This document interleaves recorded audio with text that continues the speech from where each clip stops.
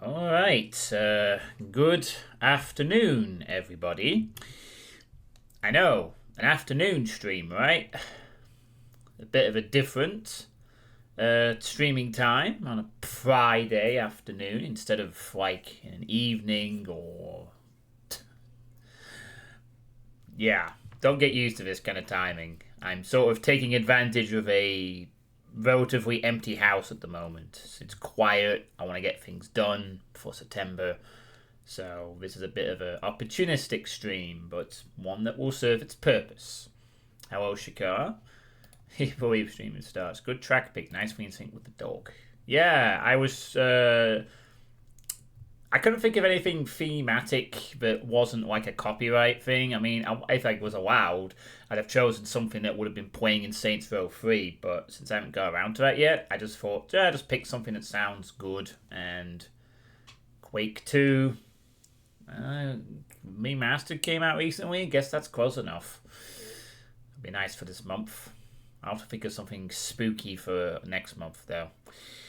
So yeah, welcome to the Sweet State, the 60-second version of the Sweet State. For those who don't know what the Sweet State is, basically it's a monthly stream vlog thing where I talk about what's happened on the channel, what's happening right now on the channel, and what's going to happen on this channel. And I talk about all kinds of stuff, and sometimes tangents are reached, and basically you get to ask questions, and so on and so forth. So yeah, and of course, cutting away from this to me, big webcam mode in a slightly altered study room. In the background, one of the things that was changed over the summer. Oh, thank you. Hug to you as well, Shakar. Hug to you as well. My new moderator. That was something that changed. Shakar became a mod to replace Bemused, who was stepped down because of reasons of busyness. So, got a super active mod now, which is nice. Not that there's many problems around these parts, thankfully, but yeah. So, it's getting to that point now where the summer break is almost over for me. You know, my 6 weeks of peace, quiet, and not having to deal with being in a job are coming to an end. And on Monday, I resume being back at work. But this, I also need to have a shave. I'll do that tomorrow, I think. So, yeah, the summer break has been a busy period this time around. Which is actually kind of good news for me, because last summer I had the problem, I probably would have said as such on the Sweet State at the time, I had the problem that I had 6 weeks of summer, and I just kind of didn't do anything with it. Like, I literally just spent most of the summer doing nothing but drinking, eating, playing video games, maybe saw my family once, maybe went out once, and then rest of the time was just like, oh yeah, I'll do that next week. I just want to sit around and play video games and do fucking nothing. and then summer came and went, and I was like, hang on, shouldn't I be doing stuff with this free time? And I vowed I won't do that again, and I haven't. I mean, don't get me wrong, some stuff hasn't changed, but I have actually been more busier. Although not all of it has been intentionally by design. Some of it has been forced upon me, shall we say. You know the feeling. Yeah, I also just figured out I actually was supposed to be in an inset day today. I should have actually been in work today, but I didn't want to go in. Pure and simple. Inset day. Yeah, it's like a day where you go in and do stuff, you know, but I really couldn't be bothered. I just had my family over for a week. I just didn't want to go in. It's like, why the fuck should I come in on a Friday before I go back on Monday to learn about a couple of things that can be summarized for me in 10 minutes when I see them on Monday morning? If there's anything important, I'll learn it from the class, but I just couldn't. I just didn't. I just felt what a shitty day to have a fucking inset day for the Friday. Like, I get that maybe you gotta use the time that you've got, but literally it's like you get 6 weeks and then they pull you in for a Friday. It was just bad timing. I wasn't in the mood to go in. If it was about like Monday or whatever, fair enough. But yeah, it turns out it was for everyone. I kind of thought I didn't have to go. I actually checked. I actually think I checked before I broke up the sun because I wasn't aware there was an inset day today, but I was under the impression I didn't have to actually attend it, so I didn't, and then I just found out that actually, yeah, I probably should have actually fucking gone today. I should have actually been at this inset day, but whatever. Nothing of value is lost. If there's anything important, I'll glean it on Monday when I go back in. I'm sure there won't be that much. It's mostly just going to be head teachers. I mean, nothing on a holiday usually means going to work, right? Yeah, but it's like an inset day. I guess they couldn't do it on Monday, which is what they should have done. And you usually expect these to be tailored around ends of weeks, starts of weeks, not... Yeah, it just seemed a bit weird. Like, they could have just put it in on the Monday, and it would have been fine. But it's like, it's the Friday? And I actually thought I didn't have to attend. A weird thing. I literally thought, because I'm a TA1, don't have to attend. I was told that, but clearly false information. My bad. I should have been in, but what can you do? It doesn't matter. It's not really important in the grand scheme of things. I'll be there Monday morning. Whatever. I'm using the time well. I mean, I've already been to the gym today. I got up early, went to the gym, did some exercise, came back, and I thought, well, since my mum's out, I'm going to do a sweet steak, going to get my first bit of monthly business taken care of. Yeah. So anyway, what did I do this summer, this time around? Now we've got away from my tangent of, oh dear me, I should have been in work today. Oops. But I'm not really bothered, and I'm not, to be honest. I've lost some more weight too. Oh, that's good. Yeah, I need to do that because I have been kind of really slacking on that again, which is the same problem I had last summer, you know. But, yeah.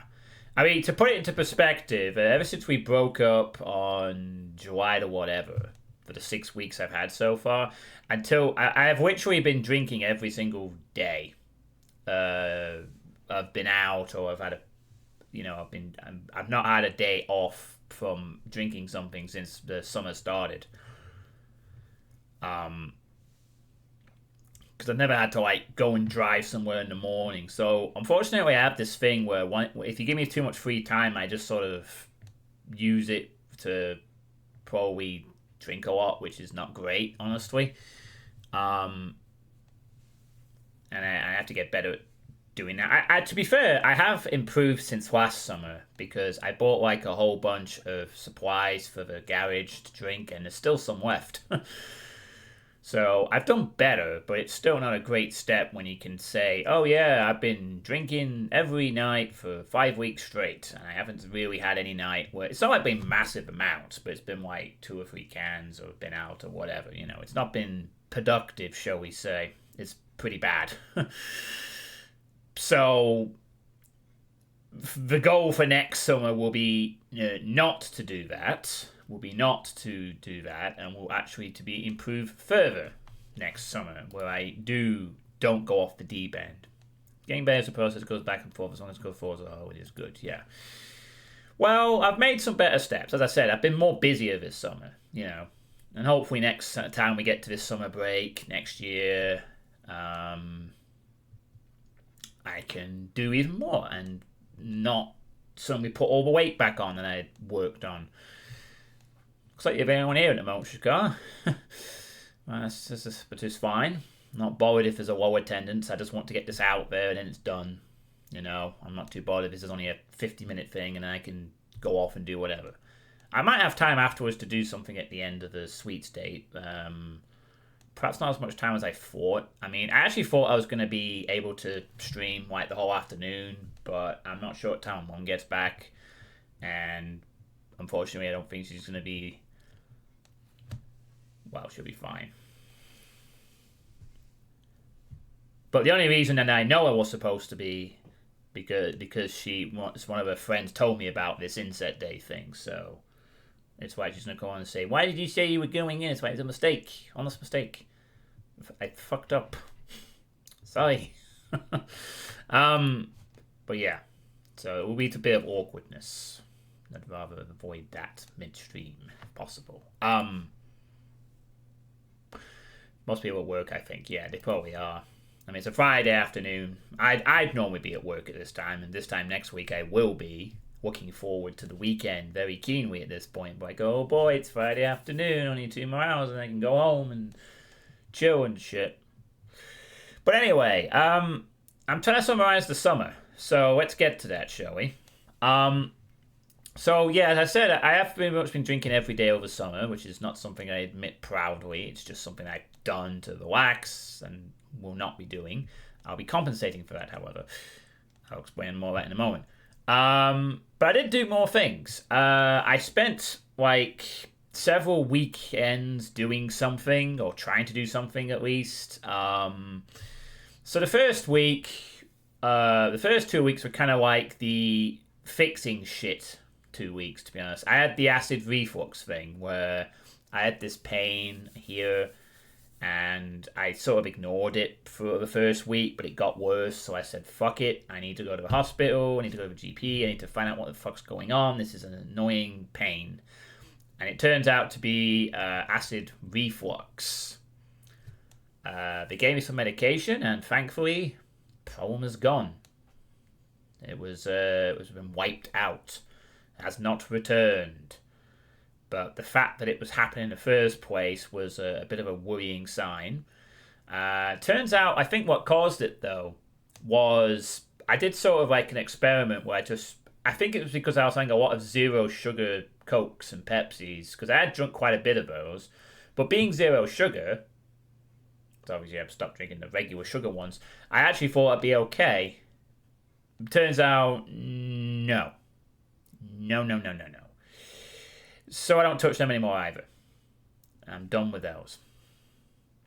Yeah, as I have figured. I think it was more of a case that I had like several in a day, thinking like, well, it's, but yeah, no, just no. It's just bad. Because the moment I tried to drink one of those after I'd taken the acid reflux medication, it started burning immediately. And it's like, okay, maybe that's the cause. Maybe because I drank like a load of those over the last few weeks. Like maybe 1 or 2 a day sometimes. Maybe that's why you're... Well, I don't know if I'm allergic, per se. I mean, I had been drinking like zero sugary stuff for a little while, but maybe it was because I had more of it. I don't know what it was. But whatever it was, I figured that was the cause, and I dropped it immediately. And then I had 2 weeks, and I'm good. Might still be allergic. Well, partly it can be caused by any number of things, so who knows. Anyway, the problem hasn't returned since, so thankfully that was one and done. Thank God. I was genuinely worried my heart was starting to buckle, but my heart's fine. They did all the tests, no heart problems at all. It was just that. Simple as that. Took a few hours of my day, but I at least reached a solution. I'm very grateful for that. Thank you, NHS. I may have had to queue in a hospital for about 2 hours, but it was better than more than that, and it was resolved. So good job. So that was the first week I didn't really do much. I was just sort of adjusting. Then the second week, unfortunately, then my computer had a problem. After the room was redecorated, I decided to give it a clean. Unfortunately, I must have jiggered something because it started having micro freezes on everything. So you all know I had to go for about a week where I had to go see this guy. Then he sent to the other guy. And the other guy found the problem. Maybe he did some fixes to it anyway. He updated the BIOS, replaced the thermal paste on the CPU fan, and cleaned it properly without breaking anything. And he gave it me back, and I got some extra RAM. So I'm up to 32 gigs of RAM now, where 16. and it seems to be okay. I'm still noticing these occasional mini freezes in like Dead by Daylight or DRG occasionally, but they're not super common and they don't really massively affect how I play them. So I'm actually wondering if it might have been more a Wi-Fi issue, like because again the problem used to be that literally when it was doing it, like I'd be watching a Twitch and then it would be like that, and then it'd be watching YouTube. Yeah, I can, and it might just be like I don't know what causes those, but it's not enough to impact me playing the games too much. It's definitely an improvement, so it's not super perfect, but most of the time I can play games perfectly fine. Don't have any real problems. It's just I suspect it could also be a Wi-Fi thing because I am on a thing because I get like internet spikes up and down sometimes when I play games, and it's a bit weird. So I don't know. I might have to update my graphics card at some point, maybe. Might be the worst idea to do that, but that will come in time. I don't want to really touch my computer for a bit. I want to kind of wait, but I definitely will be upgrading it a few more times in the future, but not right now. If this program's freezing, it will be CPU, GPU, Wi-Fi, and my things only freezing, seeing connection on the test manager. Yeah, it seems to be on. It just seems to be the games, and it's only minor. Like maybe like every, I don't know, play a game. Sometimes it would be like half a second pause, back to normal, and game is running smoothly. I don't know. It's nothing annoying. It's nothing I can't deal with. And the fact that no one's noticed it means that it might not be anything at all. But, yeah. You'll still be able to see your GPU and GPU spiking and show you how at some point. Well, I suppose we could do a little experiment on that maybe later, perhaps. As I said, it's not really a problem now, though. I mean, I've had it for a few weeks. It's been running fine. It's definitely running better. So it's not a big issue at the moment. It's perfectly fine. I'm able to do everything that I normally do. So it's all good. All good. So yeah, that was annoying because obviously I would have. Yeah, I was thinking of upgrading the RAM at some point, but I was doing fine on 16.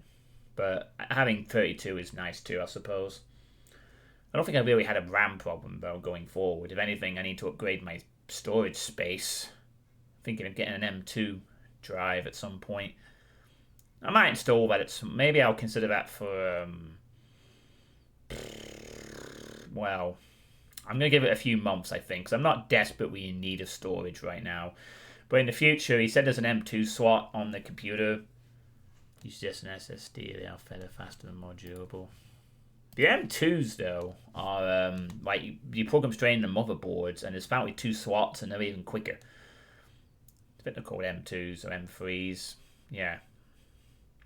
Yeah, they're like an SSD, but they're faster. And there's 2 slots on mine, so I might get one of those. I think I'll have the guy. Yeah, I'd rather have the guy that fixed it install it for me. Just to make sure I don't fuck up. Because I mean, I don't think it'll be as easy as the RAM. I'd rather have someone do it who knows this stuff. I just would have that peace of mind, to be honest. And yeah. They are faster because they are slotted directly into your mobile and not with a wire, but they are an SSD all the same. Yeah, I'm aware of that. And I'm thinking of getting one of those because they can go up to like 2 terabytes.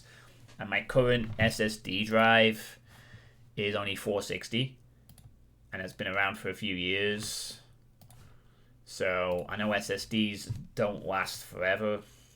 So I'll probably want to get that done at some point. But not right now. Not right now. Maybe when I can spare I might consider sparing a weekend. Maybe get one. Make sure I get the right screw. And then go to his place and then have him install it in a night. I could do it actually one weekend, but not right now. I'd rather just leave the computer alone. I'm going HHD. Yeah, Fair enough. That's good. The screw should be in the mobile already. Apparently you have a certain type of comparable screw for the M2 or something. I don't know. He just said get an M2 with the screw with it when you purchase it online. So yeah. But anyway, yeah, the computer's fixed, back to normal, and running pretty fine. No issues really. We can have a look in your computer to see if it is there at some point. Okay, whatever. Anyway, I'll worry about that in the later. I'm not spending any more money. I don't want to spend a lot of money this month because I spent so goddamn much this month. It's the most I've ever spent, in fact. I mean, according to my budget tracking, I've spent nearly $2,000 this month on various things. Trips I've been out on, just being out all the time, you know, getting stuff. It's been like every day's been like sounds like a nice. Well, yeah, I mean, some of it was on stuff like getting presents, going on trips. You know, some of it like particularly going to London was quite expensive, but it was worth it. You know, but a lot of it was like me just fucking getting like going out all the time and never really taking a breather or whatnot. Oh yeah, also I got a new phone, the iPhone fucking 16, is it? Whatever the new one is. That's the first thing I did before any of that stuff in the summer. I got a new phone. So my old phone was on the way out with the outdateness of the apps. So it's going to be a security risk at some point. So I got a brand new one. I'm going to have to pay quite a bit extra per month to have it. But it's a nice upgrade. And it's got 5G. It's got my security authentication things cloud stored. It's just basically a phone that will last a while and won't be outdated in a few years. It's going to last, hopefully, a good few years before I have to, again, replace it. Or whatever.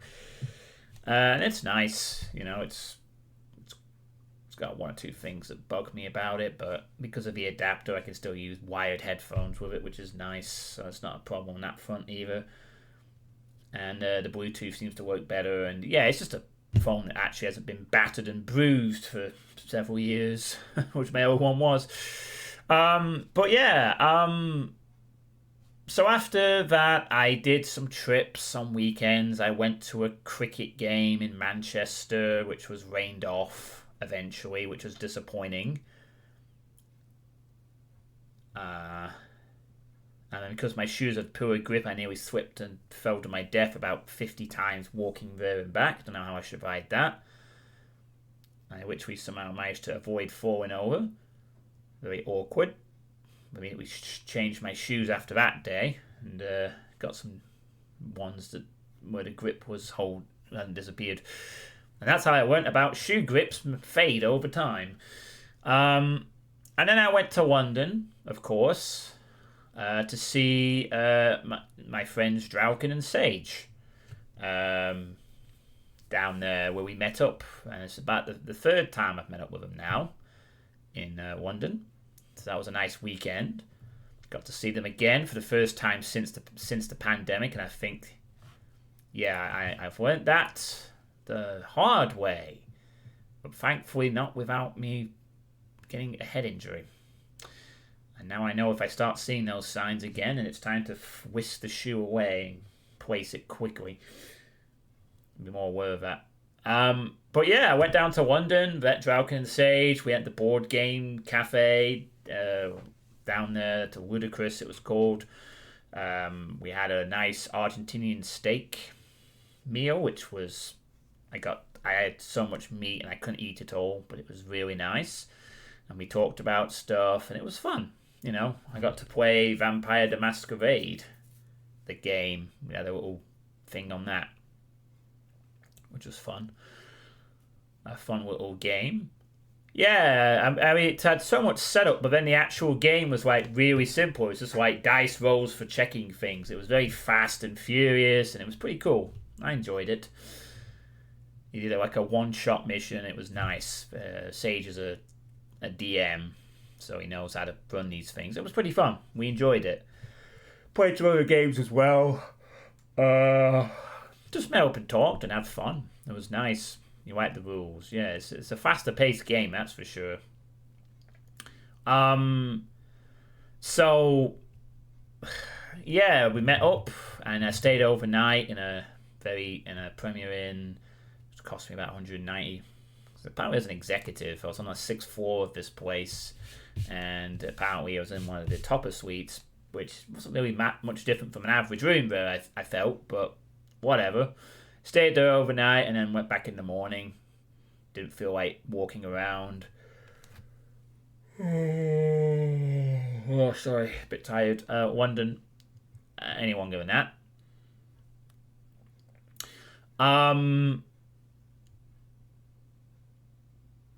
Yeah, and then after that, the next weekend, I then went to the casino for the second time to play a poker tournament. The first time was when I went to a £50 game after a regional final bust out, where I also didn't make it past the too long after the first break. But I got bad beat there, and I got bad beat again. It was very disappointing actually, because I was kind of hyped for this this game. It was in I had to travel all the way to Bolton, but apparently it's one of the better casinos in the local area ish. So, and it is actually quite close to the train station, so it's not that far away. It's not too bad. It's like 5-minute walk or something like that. And I was really hyped for it because I was like, okay, it's a £40 game. Yes, there's re-entries in the first 2 hours, but after that we can play. Maybe if I get a nice run, I mean, the first place prize here was like 1,400. Oh, around it could have been somewhere up to around £1,400 for first place, in this tournament. Granted, it would have been until 3 or 4 in the morning. Apparently, a lot of the tournaments do go on for many hours, and they drag into the morning hours if you run deep in them. But yeah, £1,400 is a little bit more than my monthly wage at the moment. So winning that is basically like getting paid my monthly job wage in a night or a morning. So you can imagine it's pretty lucrative if you're good at running deep, I guess. But unfortunately, despite being kind of hyped for it, I literally spent 2.5 hours and I didn't win a single hand. And I spent most of the time folding and folding and folding and getting nothing. And then the one time I get something, the opponent walks out because they play like a fucking luck box. The typical lag player who just calls with junk when they really shouldn't and weren't punished accordingly. Which is a bit disappointing. I mean, I literally didn't get anything, and people were doing like bluffs, bets. It was very loose play. It was a kind of table where, honestly, I get a couple of good hands, I would have fucking wrecked it. Because they don't know me, I would have been literally making absolute bank off that kind of some of their play. I mean, they were probably very experienced players, but they were so loose and aggressive with bluffs and stupid calls and shit. If I had just shown up there with my tight game and actually got some fucking hands, I would have probably done well in that table at least. But no, I spent 2.5 hours. I didn't play very many hands. I played one hand where I had to fold pocket jacks when a board came out with an overcard and he shoves on my continuation bet, like shoves on it. Obviously, if I'd known the play at the time, I could have called him. But yeah, I mean, the bust out happened was basically I had queen jack, I was small blind stacked ish. I had to shove and I shove. Guy takes 2 minutes and decides to, and keep in mind the guy tanks for 2 or 3 minutes. Obviously, I think there's a player behind him to act, but he tanks for 2 or 3 minutes and then calls with queen 5. Queen 5.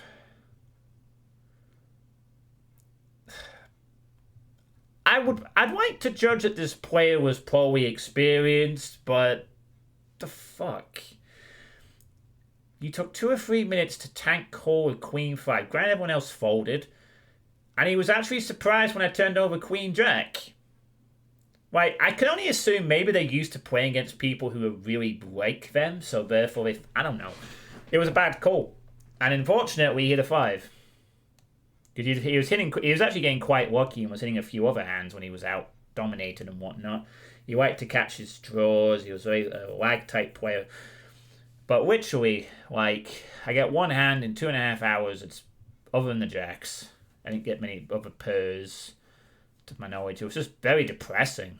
Like, I'd been card dead before, but it was just really depressing to think I played for 2.5 hours, won nothing. At least the other time I was at the casino, I actually won a few hands before I was bust out. I think I won like 2 or 3 hands.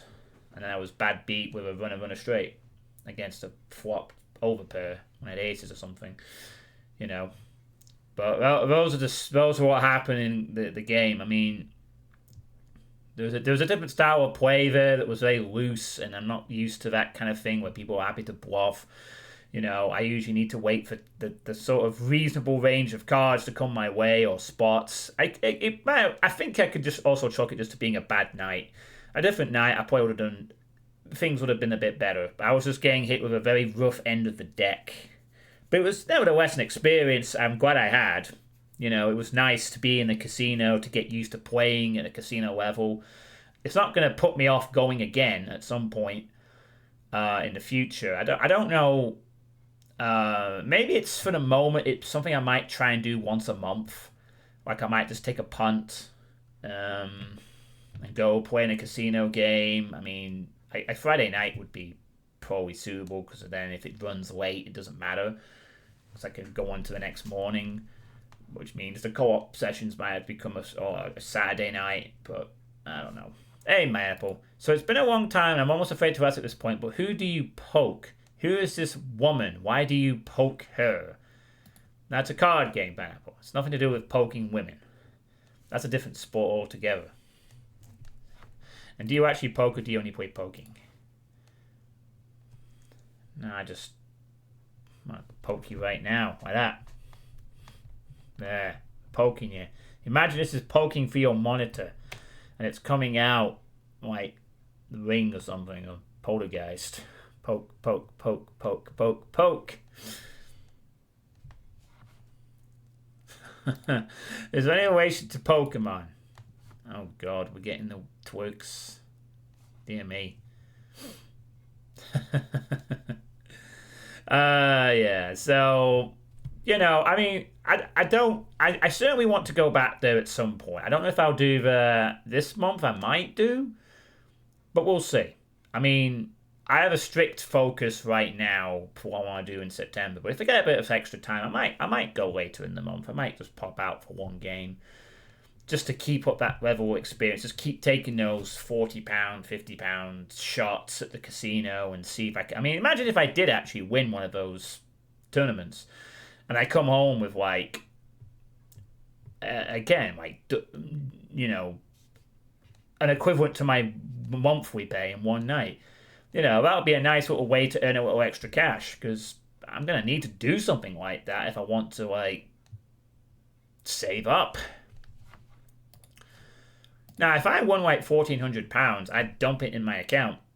I'd be like, the reward for that. I mean, the reward for that for me would be like, yes, £1,400 for my new house at the end of the decade.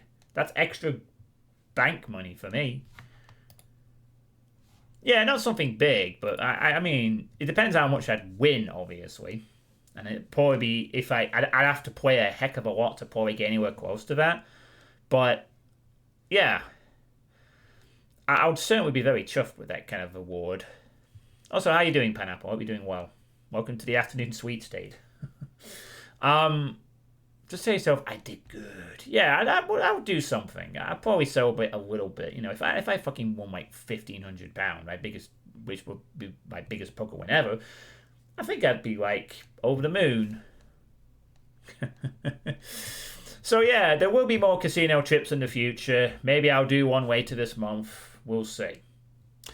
And then I have just been apart from that, I have had my family over, of course. They only left yesterday, actually. Yesterday at dinner time. And I've had them over since last Friday. I had my sister over and her fiance and my 2.5-year-old nephew.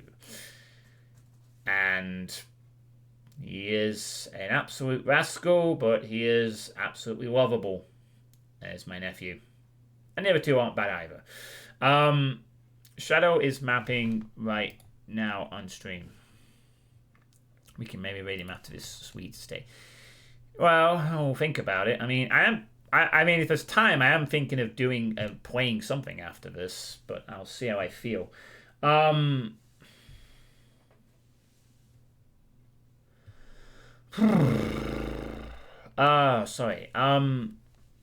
So yeah, I've had the family over. It was nice, and that's also what I learned. If you play DVD, I might be able to join for a few rounds. I'll bear that in mind. Pineapple. I'll bear that in mind. Might be nice to play it with a friend again. So yeah, and that's also what I learnt on the first real day I saw them, because they came on a night when I was out, so I missed them. So I saw them the next day. But they also told me that I was going to be an uncle to a second child next year. They revealed to me that my sister was again pregnant, and she's planning to have another child around March or April next year. Second minion for your army. Hey, don't be claiming the souls, please. So, I'm gonna be an uncle to 2 children next year, which is a bit of a surprise. Wasn't expecting that. I mean, my nephew Ollie is already a handful. He's already more than enough, but I'm going to have someone else to dote over as well. So that's kind of cool. And I will be looking forward to that next year. Hearing if there's a boy or a girl. I suspect it might be a girl. I think my sister said she wanted it to be a girl the first time around, so she might get lucky this time, but we'll see. You procreate and make mini humans. Yeah, it's kind of disgusting biological, isn't it? So yeah, that was a thing, and then I've just been, chilling most of the time, drinking, and I'm back to work on Monday. I mean, technically, I should have been back at work today, but there's whatever. Mistakes are mistakes. Doesn't matter. Yeah. So that has kind of been it. But that's pretty much been my summer. I've been busy doing things. And I've taken care of some other stuff. Got some new shoes. Sorted out a couple of things. We've had the study done. This is the new study. It's pretty much the same as the old one, but the decorations are red and white on the walls. Instead of being just all one colour like it used to be. It's pretty much the same room though. Not much has changed. So, one day I will have my own house with my own study, and it'll be very different from this. There'll be probably very few things on the walls, I'd imagine, because I kind of like a minimalistic lifestyle. I don't really care for a lot of stupid clutter, so that's going to be the great thing about when I do get my own place. I won't be faffing around with decorations.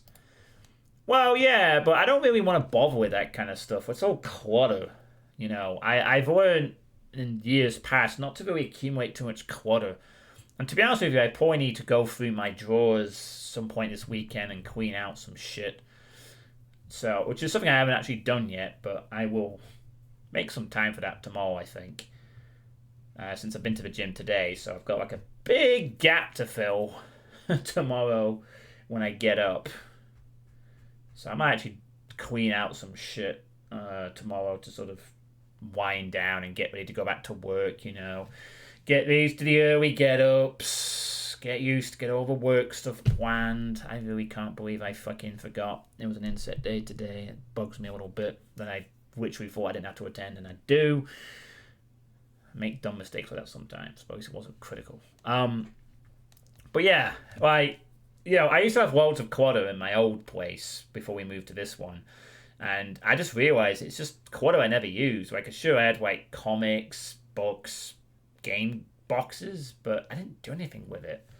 So it's like, why bother keeping it around? It just mentally clutters your mind, and you gotta sort it out, put it somewhere. It's like, nah, I only need the basics, I want useful things and nothing else. If I ever get, like, let me rephrase that. When I get my own place, because I'm going to, my place will probably be quite bare bones, mostly. It'll have what is needed and not much else. It'll be kept very clean, so it'd be probably similar to this, but there'd be nothing on the walls. I mean, I might put up like a Doom poster or something, but I won't have like massive amounts of stuff cluttering my desk. Things that serve no purpose and don't do anything. Oh, Cherry, what are you doing here? Me. Cherry, I'd still take you with me. You count as useless but adorable. So unfortunately, yeah, I can't really get rid of you now. You're integrated as part of the channel, whether people like it or not. Me. Yeah. Thanks, Cherry. You want to say hi to Shakar before you go back to sleep? Alright, well, fuck you then, rude demon. Trying to take you with you, and you can come chill at my Planer Castle. Aw, Cherry. I need the basics: my computers, my books, my video games, my well-stocked pantry and fridge, wardrobe, my tools when I need to be handy, super minimalist. Yeah, that's a good way to do it. Only have stuff you need, because otherwise you gotta look after the stuff, you gotta dust down the stuff, spiders get on the stuff. Just keep it simple. That's works for me, And most of the time, if I'm in a room like this, all I'm going to be doing is being immersed in the two monitors. Maybe I'll get 3 eventually. Who knows? But I don't know if I even need 3 monitors, to be honest. I think 2's enough. I'm honestly happy with 2. And I used to spend a lot of time with just 1. And I got used to that. But 2 is honestly better, Like, it's better to not have everything squeezed in. Yeah, I feel a 3rd one would just be too much of a luxury. And I got the monitor there for a few of the things, the chat, and my Twitch window. And I've got a monitor there for the game in front of me. So I guess it doesn't sound like a lot when you put it that way, but in fact my apartment is quite cluttered. You can't make room for him too. Yeah, imagine if you're doing a lot of programming, it would be easier. You could have programming in the middle, you could have a chat on the right, and you could have a video on the left. I mean, don't get me wrong, a 3rd monitor would allow me to do a couple of things. Maybe. But I don't know what I'd use it for. I suppose then I could have 3 windows. I could have the chat in one, and then whatever. Not really a priority to get 3 monitors. 2, I'm happy with 2. But yeah. And getting back to work on Monday, I'll always go for the Monday blues. Getting back after being off. I'm going to try and be on top of it a bit more this time, though. I mean, the fact that I got up early today anyway will help getting me used to being up early. So that's kind of cool. But I'm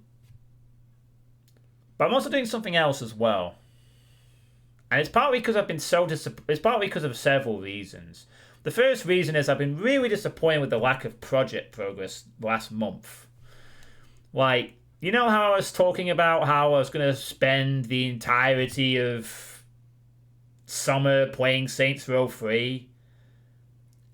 And I haven't played Saints Row 3 yet at all. I mean, to be fair, I've had the computer out for a week, and I've had several trips. But I still haven't played any goddamn Saints Row 3. How? I should have started it at least. I mean, to be fair, I also had my family over. So we didn't want to do it before then to break it up. But I should have been starting it long before then. I feel a bit disappointed that I wanted to get Saints Row 3 started at least in summer. And I haven't done. I mean, at least my Doom list is finished. But that was achieved last month. And I haven't done anything Doom related either. I just played the Ironman and that was it. And that's how it's going to pretty much be for September too. Because my main focus for September is going to be getting Saints Row 3 done. Like, I want it done by the end of the month. For various reasons. The main one being is I want it done before Spooktober starts. Well, Dragon was away for quite a bit of time. You also were quite busy. Yeah, I was. But I still sort of started it. But I didn't. I just wanted to say, like, oh, I'm not in the mood. I want to play DRG, do DVD. I feel disappointed. But, I mean, if that computer hadn't been broke for a week, I might have actually started it. I think that's the only thing I could think of because it threw me off. If the computer hadn't broke, I might have been able to start. But, who knows? But the main thing is that as of this month, Saints Row 3 will be the priority. That's why I'm doing this sweet state now. Because then my plan for tomorrow is to do the Ironmans. And they better be out by then.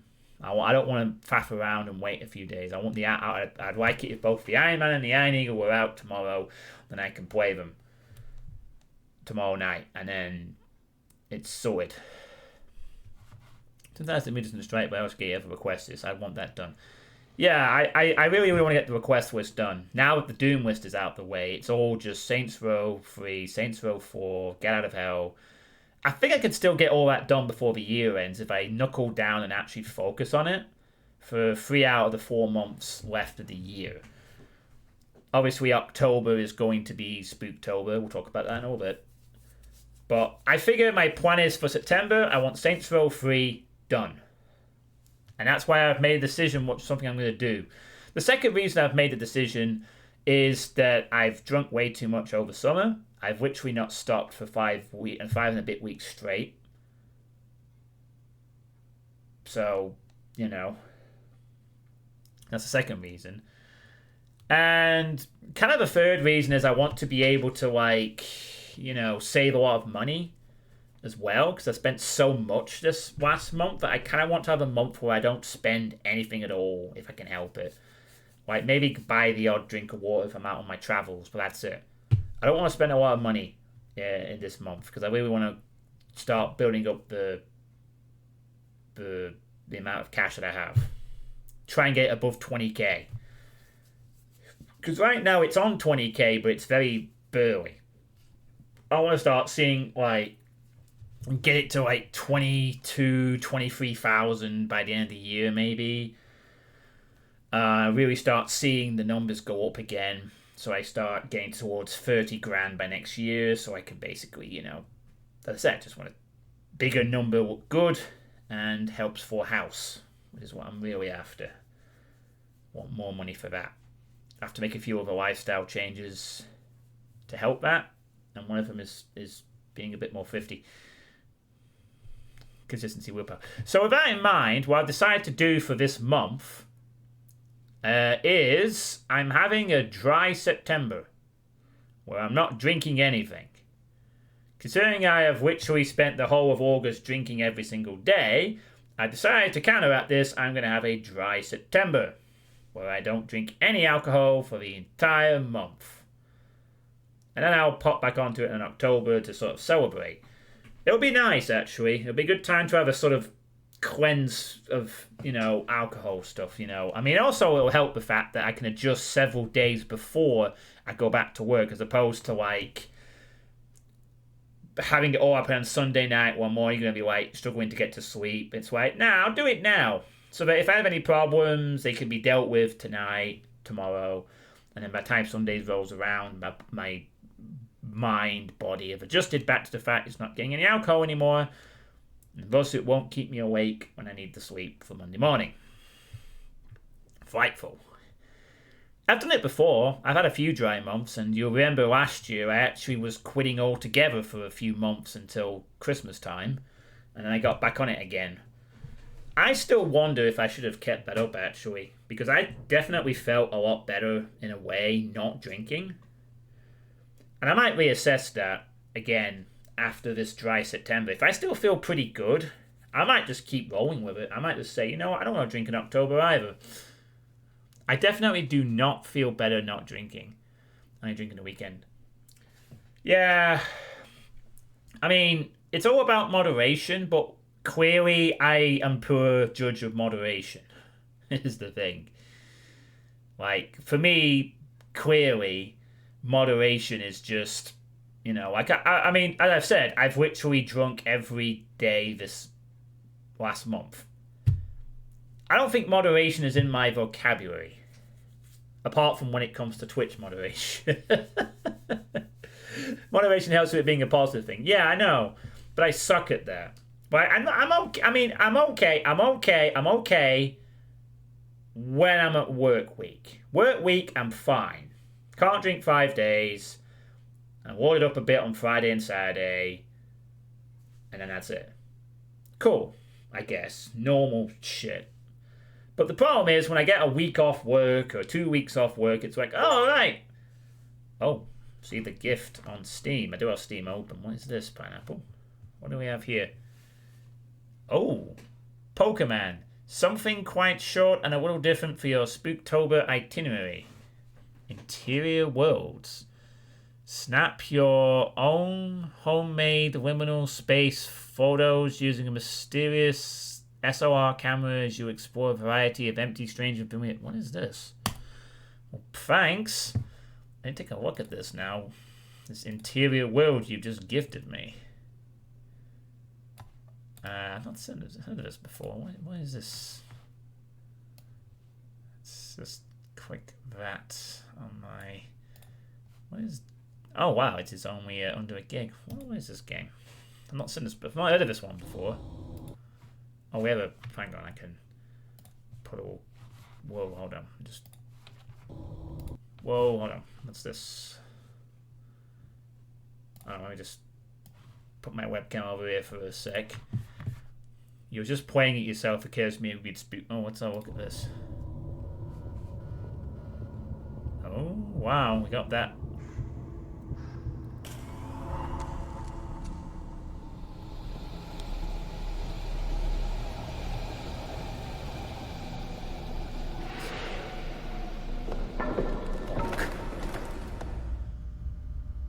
So, your goal is to take pictures, I take. Oh. Oh my goodness, wow. Yeah, I guess you're supposed to take liminal pictures.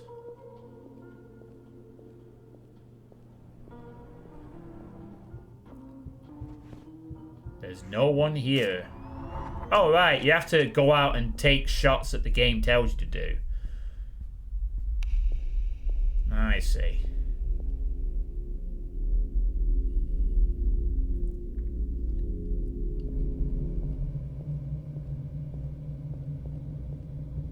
Yeah, this reminds me of that Saints Row 2 theatre where there was no one in it and it looked weird. I said that was kind of like spooky, but there's no one here. Oh man, this looks pretty good. Yeah, that seems pretty nice. Like, after playing that Backrooms game last year, I kind of did want to have something like that. Don't be too scared when I jump scare you back with the camera. But yeah, thanks for that, Pineapple. That was pretty nice. I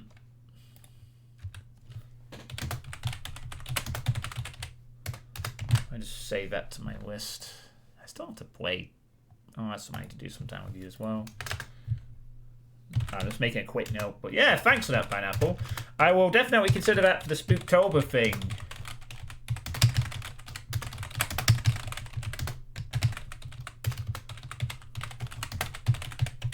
Alright. But yeah, it's playing yourself. It's spooky but not a high intensity or jump scares kind of spooky, more of an atmospheric kind. Well, hey, I'm up for atmospheric stuff. I mean, I played that Backroom game last year, and I said, like, I kind of want to play a game that's kind of vibing like that, you know, backroomsy stuff, liminal spaces, exploration kind of thing. I find that stuff kind of interesting, and I'd like to see it done well in a video game. So, yeah, that would definitely be a good fit for the Spooktober stuff. Which I'll talk about in a little bit. But yeah. So yeah, allowing a dry September. No alcohol. It's going to be a real challenge tonight because normally on a Friday I like to go out and it's like, no, you're not going out. You're going to stay in, you're going to sit at this computer, you're going to play shit and watch shit, and if you can't do any of that, then go to bed early and be sensible. But I'll probably still stay up quite late, but I'll just be productive with it. I'll be like, where's my alcohol? September, bite the pillow. We're going in dry. Yeah. That's also why I chose to do this like today. Because if I was doing this on Sunday night when I had to go to work in the morning, if I was struggling to sleep and I was in that sort of withdrawal state, I'd be like, bad combo. Especially since I've missed a day. I should have been in work. It's like the worst thing. Oh yeah, I've not come in and it's like Monday morning. Fuck you! I don't want to work. I'm going off the alcohol. I want to sit in a corner. Booze ogre John. Yeah, so... But I'm sure I'll be fine. I've done this kind of thing before. There's always a bit of an adjustment period. I'll be fine. I think it'll be a good choice. And afterwards, I can, as I said, I can assess as to whether do I want to keep this going. Do I have a dry October? Do I quit alcohol for good and actually stay off it this time?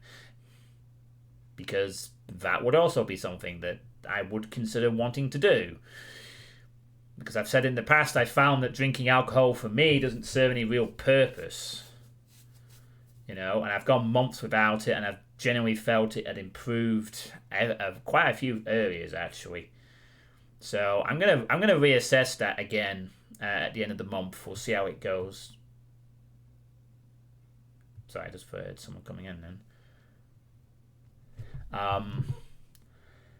You know, I know my mum won't be entirely surprised if she came back dead early, but she isn't supposed to be coming back for hours. But that doesn't mean shit. Yeah, so that's pretty much the personal stuff that I wanted. Most people use it to loosen up, relax, and unwind. But if you drink too much and too often, it changes to something else. Well, I get that part, but I don't.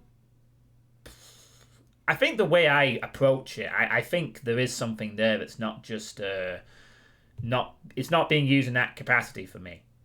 You know, it's being used as like it's like an addiction. I think that's where it's like where it comes from. I mean, I have just sat here and said at the beginning of the stream that I've literally drunk every day for 5 weeks straight. You know, not massive amounts, but I still have had that urge. You know, to go out to a pub, have a few drinks, and just go home, have one can, and you know, sleep.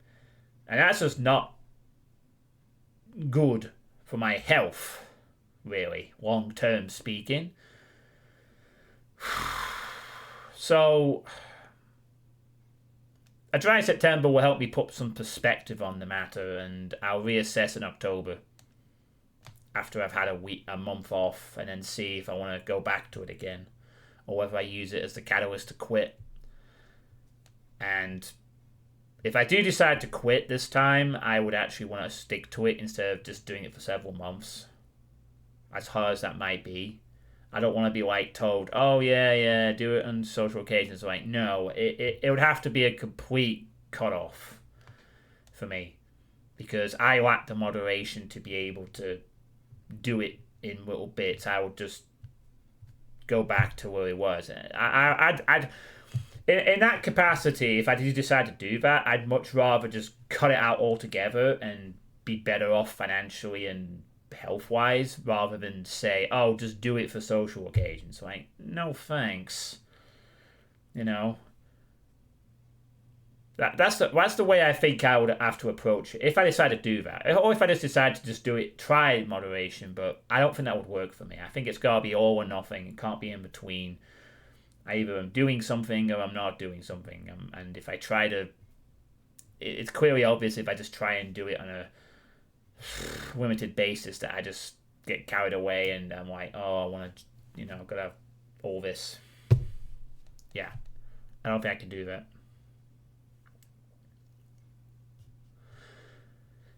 Do they call it an addictive personality? I think I used to have that a lot with MMOs. That's why I burnt out through them. Like when I started playing MMOs back in the day for ages, like I'd play one and I'd get absolutely dive right in. I would grind. I would play. I mean, I would want to just do everything. You know, I'd want to play it. I'd be super hyped. I'd be like, yeah, I can sit here for 4 or 5 hours and grind with, and then get burnt out and fed up and move on to the next one. So maybe I have an addictive personality.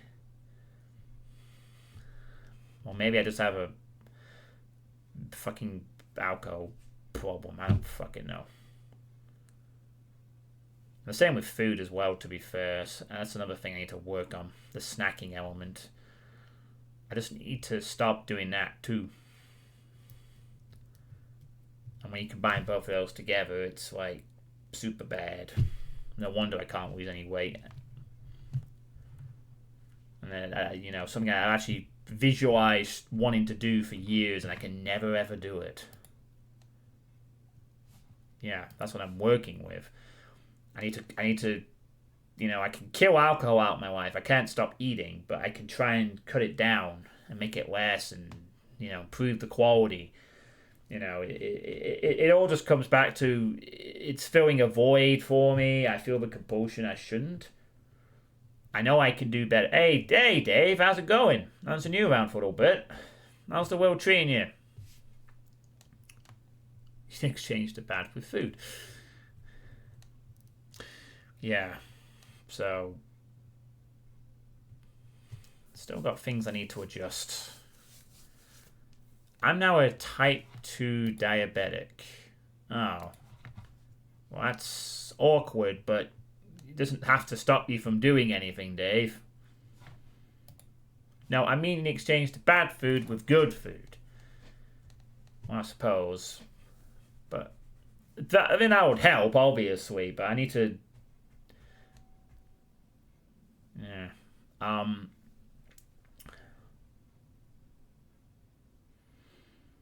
Well, yeah, I'm sorry to hear that too, Dave. But you can work around it, I'm sure.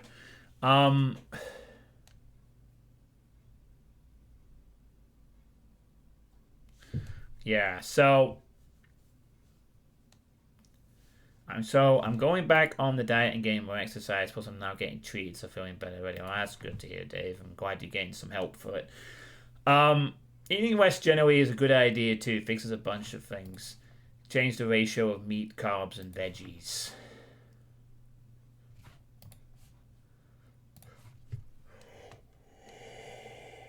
Sorry, I'm going again. Yeah. I mean, my main concern is it's the snacking part, and a lot of the snacking for me comes when I go out to the pub and have like packets of crisps, or if I'm at night. That's where it all comes down. I mean, I'm pretty sure I do mostly okay during the day, mostly. If I'm kept busy, and then at night it's just the struggle sometimes. But I know that if I want to have a healthier lifestyle, I need to keep myself busy with more productive things rather than just eating. And yeah, it's the same for me, Dave. I've been the same for years. I mean, I've gotten better at it, but still a long way to go. And it's time for me to stop visualizing about losing weight and actually just fucking do it for once.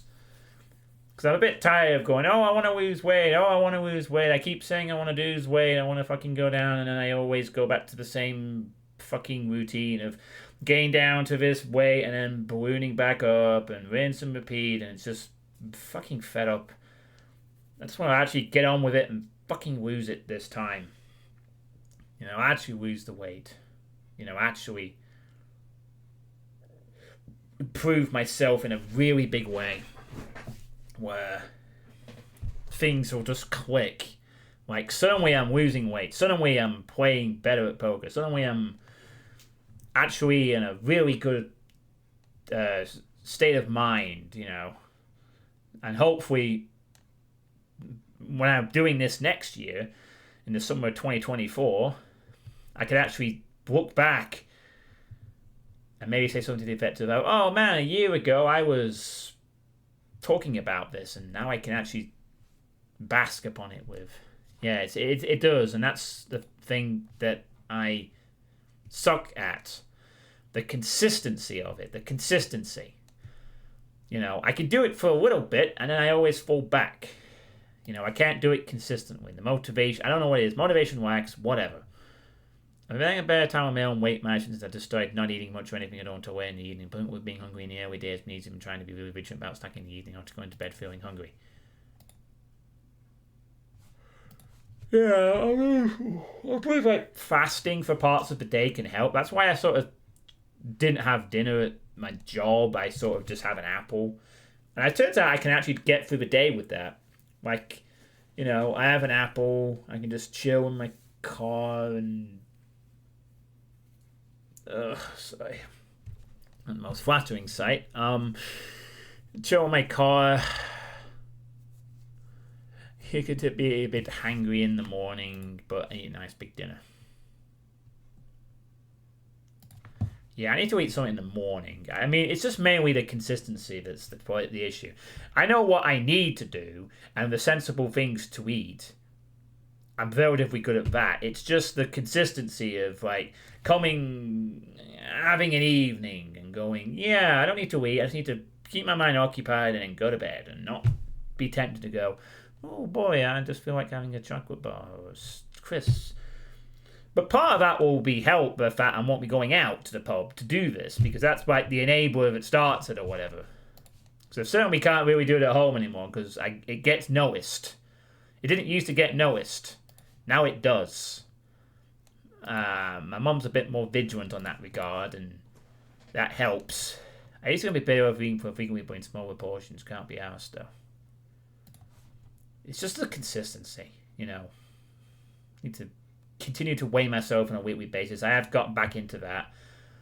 I'm kind of dreading doing it. I actually skipped last week because I knew I'd fucked up, but I'm going to do it this Sunday so I know what the baseline is. I'm probably back to 19 stone. Well, I was lower 18, or around that point at the start of the summer. So I know I've fucked up. I can get it back. I know that. But it's like, I want to take that next step where I get below 18 stone on the fucking thing and I finally break through that little barrier. That'll be a big day for me when I step on that weighing scale and I see 17 stone 7 after several weeks of it and go, holy shit, I've actually broke through the 17 stone barrier. I know it's weird, but it's what I always use. And I might as well keep using it now. Dang, you're 17 and a half. You weigh less than me. I don't even know how much I weigh. I could go and weigh myself right now, but I don't really want to.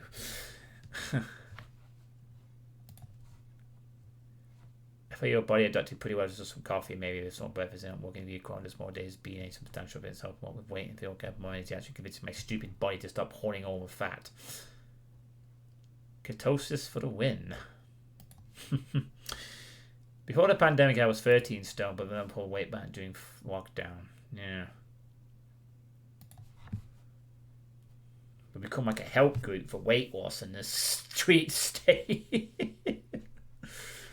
We started the sweet state with just me and Shakar, and now it's become this like self-help group almost. Oh, goodness me.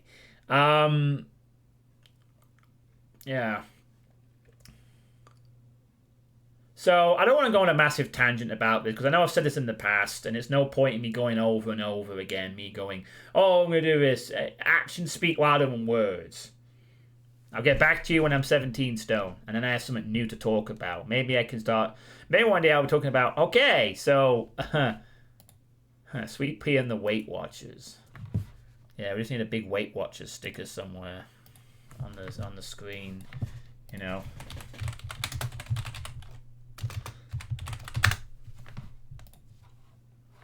That's what we need. We need like a big Weight Watchers sticker.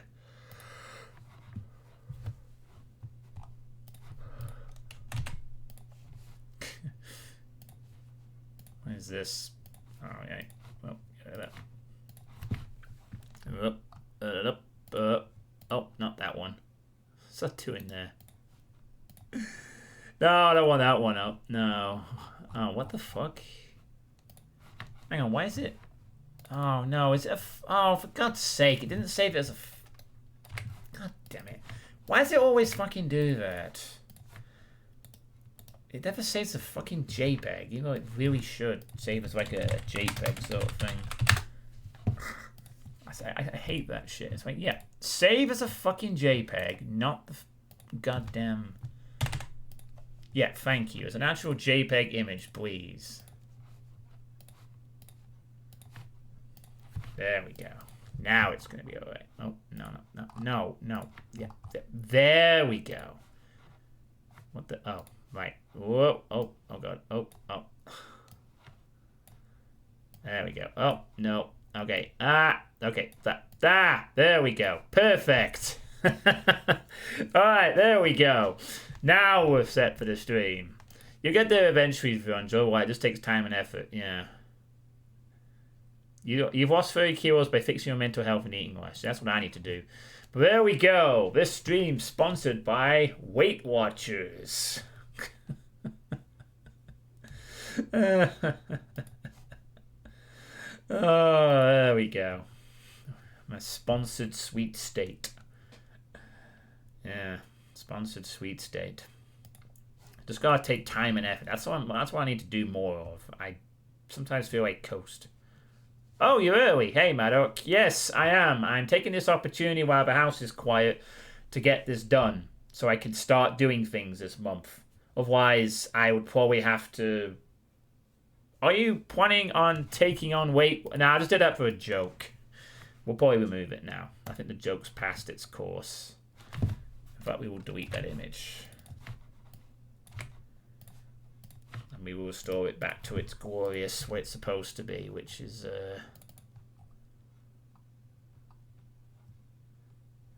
yes. The one that's normally supposed to be, which is, of course, this one. Which I made a few years ago and probably still very applicable, I would say. What can I message a few up? Alfred, don't! You know, I'm still waiting to hear if he ever finishes Blood Flow Part 3 so I can wrap up that playthrough at some point. Congratulations. But yeah, it's really good that you've lost all that weight, by the way, Shakar. It's one thing I need to do. You know? I mean, the lowest I've ever been is 18 stone something or other. Well, actually, no. I was 17 stone 13 for like a day years ago. And that was years ago. And I just, you know... I mean, really cool if, like, maybe towards the end of the year, I can actually say one day, I'm 17 stone 8. I'm actually 17 stone 8. And I can now gotta break for the next barrier, which is getting down to probably 16 stone. I think.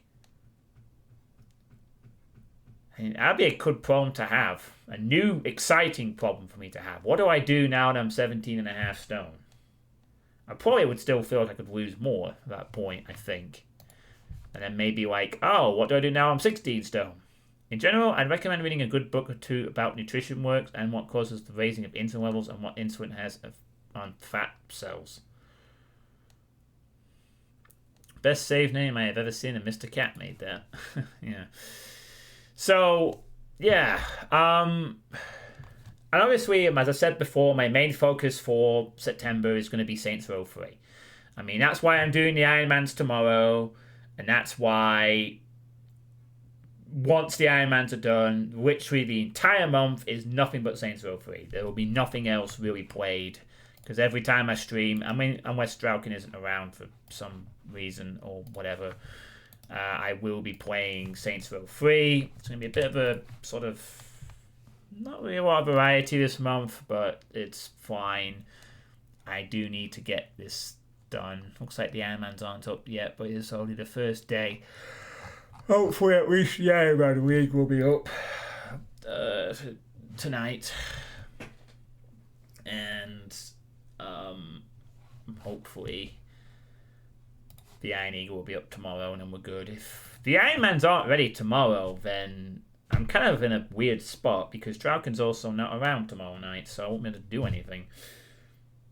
How far you can do some filler maybe, but I really would rather just get the animates done tomorrow if possible. Yeah, just Saints Row 3. I want to get Saints Row 3 done so I don't have to do it in next month, because next month is Spooktober and I want to play horror games all month. I don't want to be like finishing off Saints Row 3, because I also had that problem last year. I was finishing off something else at the start of October, and that cost a day or two. Whereas I really look forward to Spooktober and October in general. You know, the Halloween stuff, the spooky shit. And I want to spend the whole month playing nothing but horror games.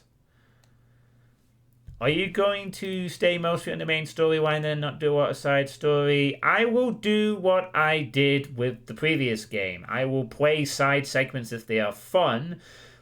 But yes, mainly it'll be the main story. Well, to be fair, Shakar, that's really kind of not very difficult, because it's anything like the previous two Saints Row games. The main story of taking territory will be engaging as it is. But yeah, I mean, I know, summer's gone. It's autumn now. Thanks, man, Apple. I like autumn, though. I mean, I like walking around stuff in autumn, seeing the colours of the trees change, the leaves on the floor, the conkers, the feel, the spookiness of October. While it's not kind of warm, but not kind of cold, it's just right, it's like atmospheric, it's colourful, it's nice. And then winter arrives, and I fucking hate winter. Winter's like, well, I don't want to go out, ever. And I'd rather just stay inside until it's gone, because you can't walk, because I can't fucking walk in it most of the time. That's what really bugs me about winter, is the fact you have to go out in slippy death traps. And I'm like, I don't really want to go out there on slippy death traps. I want to stay in and not fall over. But luckily it'll be warm for another month. September's usually quite warm over here. And then it'll just start to dip in October, and at some point I'll start wearing my jumpers again. My few that I have. I love autumn. It's sitting in a window with hot cocoa and homemade buns while looking at the rain season. I'm a winter child and love it. I can't wait for the cold. Oh, thanks, Pineapple. I would play the Green Play. Green Play? Green Day. Green? Is that like Coldplay? Green Day at a band merger, Green Play. Here's Green Play with time to hibernate for a month. I wish I could do that. Like, you know, hibernate on here, but I did that last year mostly, so I think we could get that again. Yeah, so it is going to be also just be Saints Row 3, but hopefully, I mean, I want to do some of the side stuff, but I know that some of the side stuff I won't enjoy, but it'll just be like the other Saints Row games. I will just be playing the side stuff that I enjoy. And if I don't enjoy it, then I just don't play it anymore. But I will be trying to do like slightly longer streams as well, like just to get an extra hour, half hour here and there. Just try and get it done, really.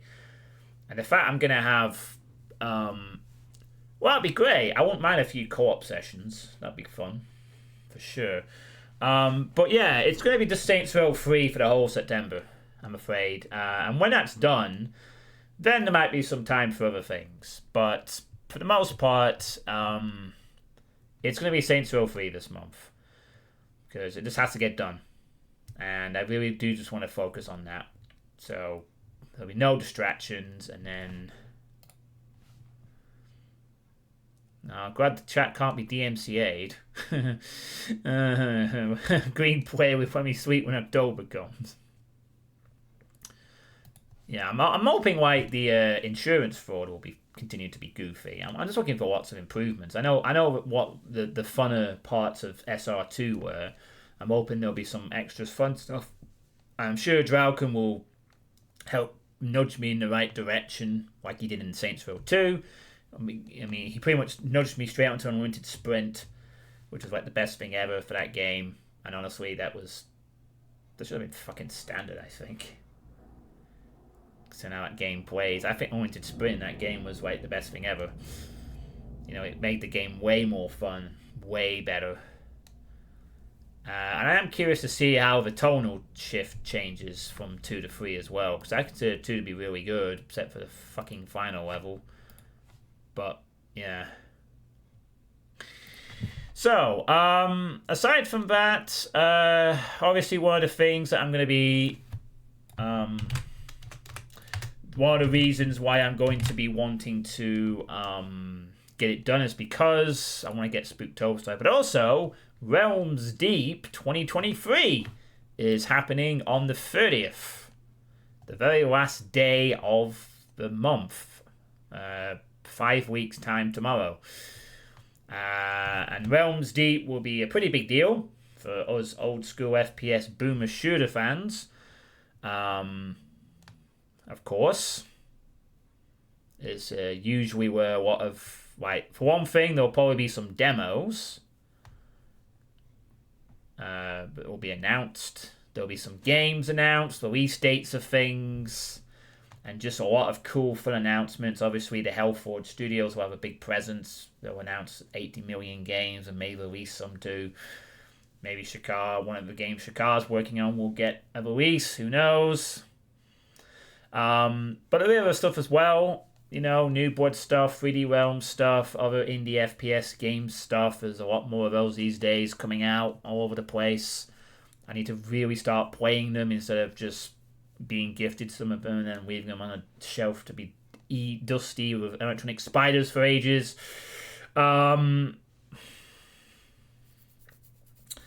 So... You know, I want to obviously maybe watch Realms Deep, maybe on stream if possible, depending on what time it's at. I obviously might want to play some of the demos, and also, but the main thing I'm looking for is for the announcements of some games. I want to hear about Wrath, Aeon of Ruin, Maximum Action, the 2 on my list. Maybe they'll finally. I think Wrath has been delayed to next year, unfortunately. And Maximum Action is not out of early access. But there'll be other games as well. I'll be curious. I mean, Coven was one of them. Coven supposedly is coming out at some point in the Q4 of this year. That was the game with the witch where you could eat the heads for health, which I really liked. That is supposedly coming out in the next 3 months. Maybe they'll give a release date for that. If Coven comes out in October, that will be on the Spooktober list without question. Waiting on news for FIFA. Of course, there's Gloomwood. Yeah, of course, that is a game. Is it gonna have? It is going to have Rainbow Blood. Oh, nice. Yeah, exactly. October. I mean, spooky games and so forth. Yeah. So obviously, I want to watch it, hear the announcements, maybe play a demo or two. Check out some more cool game demos again. Would be nice. They already said that. Nice. So yeah, I'd like to watch that, you know, when it happens. I tried to play Coven after the new update, but it locks me at the start. Oh, I've not checked out the new update. I'm just waiting for it to be fully released at this point. So yeah, that's something else I want to look into later this month, and maybe I'll do another, like I did last year, where I watched some of it and streamed it. I don't know what time it is, but we'll see. And if I don't, I might just want to watch stuff. We'll see. We'll see. But I want to basically have Saints Row 3 done by that point, so I can just enjoy Realms Deep that weekend. That'd be a good weekend. That lots of cool stuff to be announced. I'll be watching as much of it as I can.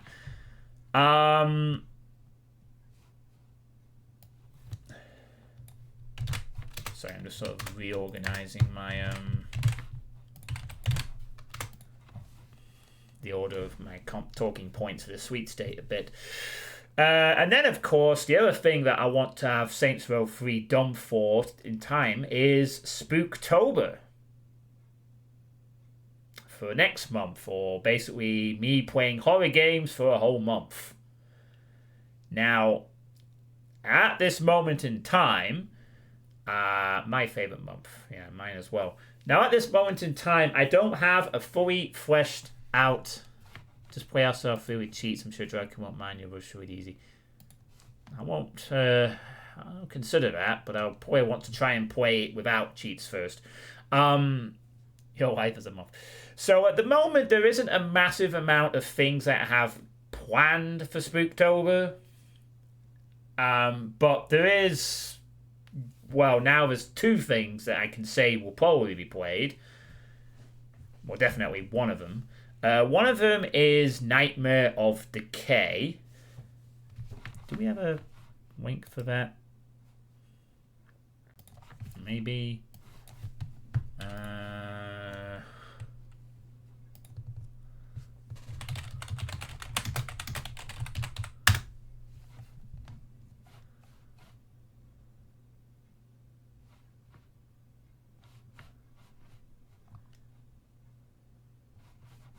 Oh, wait. Marky played this?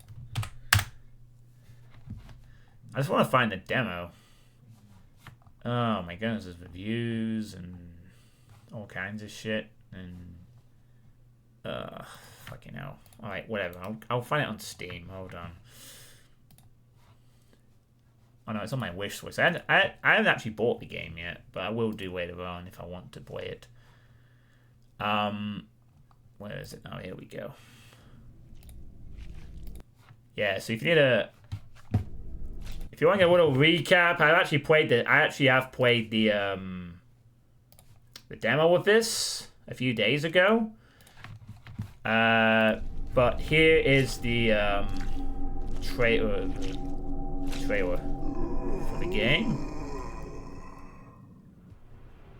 It's a one-man. This part was actually in the demo as well that I played. Thank you, Shakar. Yeah, so this is... So I basically look at this game and I see Resident Evil, but with decent controls. I mean, it's obviously very much going for a Resident Evil style type of thing. I mean, it's probably going to be a bit awkward when dealing with the faster enemies, but... This looks fun to me. It really does.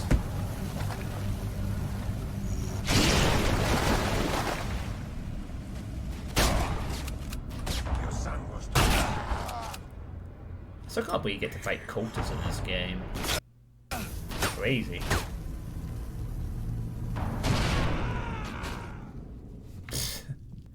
You just get to fight cultists. Crazy.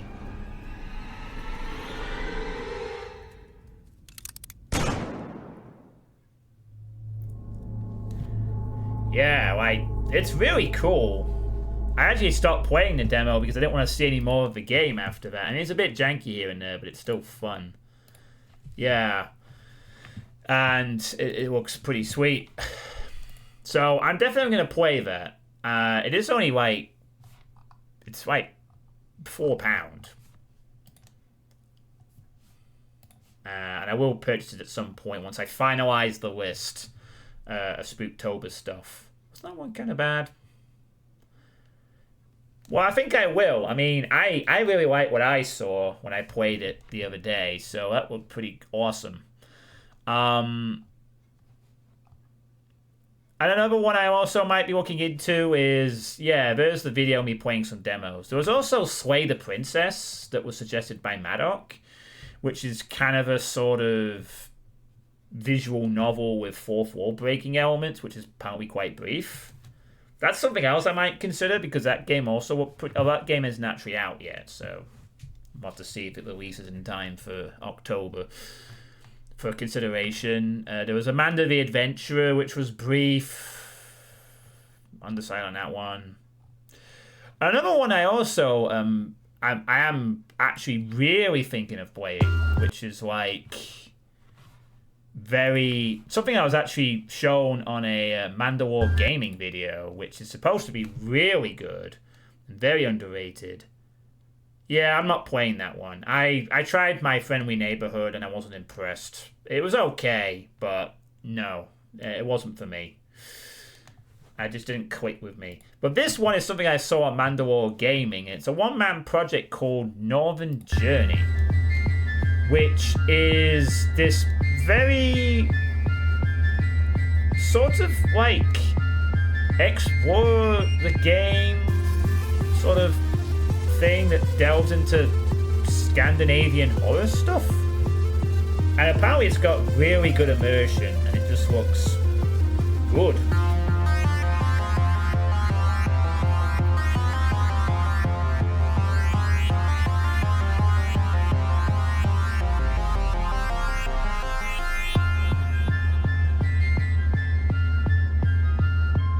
Yeah, this is something I saw. As I said, Mandalore Gaming sort of reviewed this and it just looked incredible. And I was like, yeah. Like, really meant to be like, the music's meant to be dead good. There's meant to be a really cool sense of immersion and exploration to the game. It's probably a bit janky because it's a one-man project, but it looks fun. So that's what I am very considering as well for the Spooktober as well, but I haven't bought it yet. It's only £9.29, so that's what I'm considering. And then I was also suggested one by Maddock as well. Another suggestion on the Discord, which was this game called Pigsaw.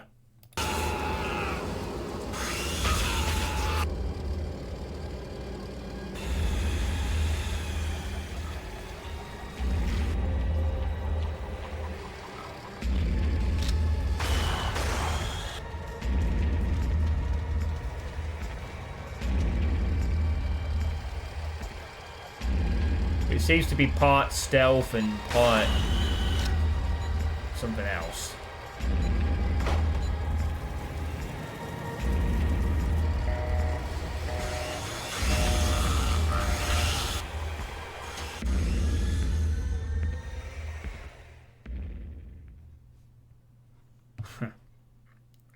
So that looks interesting as well. This came out start of last month. And only has 7 user reviews at the moment. But apparently all of them are positive, so that's a thing, I guess. You know, like filling up. Do you want me to share the list I'm comparing of horror games for Ariel? No, I think I'll be okay, Shakar. I have plenty of games that I could look into. And another one that is also quite short, apparently, which I discovered myself as a random recommendation, is this one. This one was recommended to me on a front page. Apparently it's quite a short game called Fishing Vacation.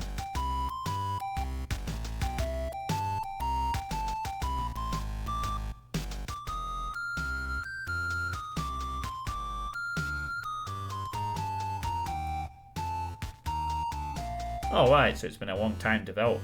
This apparently is quite a short little game. But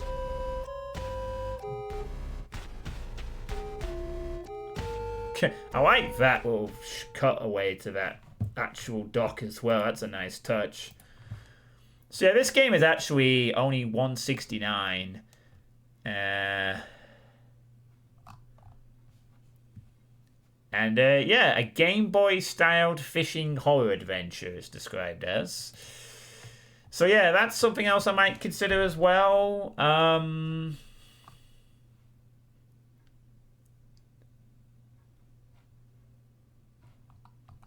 And aside from that, is there any...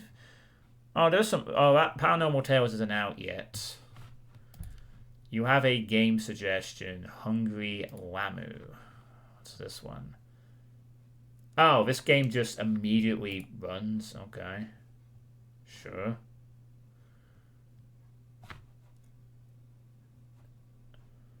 Okie dokie.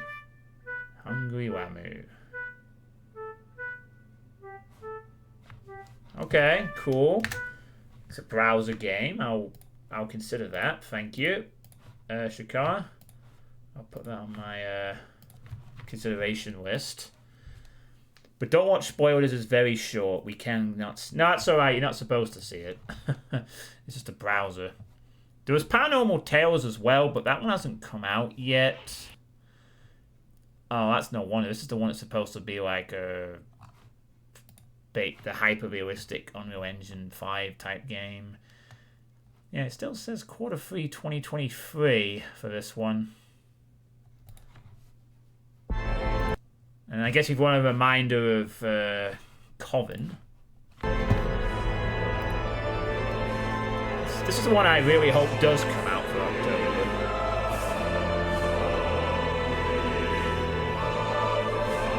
Still one of the coolest starts to a game I've ever seen, ever. Just a ridiculously good.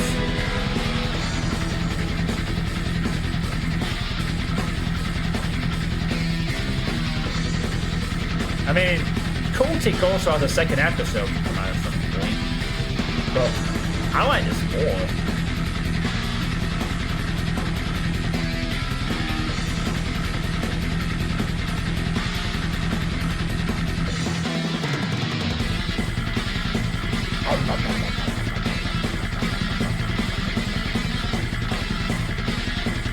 Yeah, we didn't really see much of this dark arts stuff in the demo, but... Wait, what? Episode 1? Oh, it's not a full fucking release either, fuck's sake. Oh, fucking hellfire. Why can't these... I can't! It's not fully done! Oh. It's just episode 1. Oh. Fucking hell. I'm so tired of these fucking early access games just having episodic releases. I get part of it, but I hate waiting. I want to play the whole thing. That is bloody frustrating. I didn't know that. I thought it was just going to come out. God damn it. Still play it for Spooktober and Prime Music, yeah. Well, it might. I'll have to reassess that now. But we'll see. Yeah. Right. I'm looking at other stuff as well, which is... there's another single-player spooky game. Well, Anemopolis, that one that I think Dave suggested, or someone did. What else is the... there's Iron Lung as well. That's supposed to be quite good. Iron Lung, apparently. Which is the, Cruising depth in roughly 40 seconds. Stand by. I'm seeing some voltage irregularities in the instruments, so keep an eye out for sparks or flames or anything like that. Yeah, this battery is quite good. We're starting to lose radio signal. You'll be at cruise depth soon, so review everything and be careful. You're on your own. Good.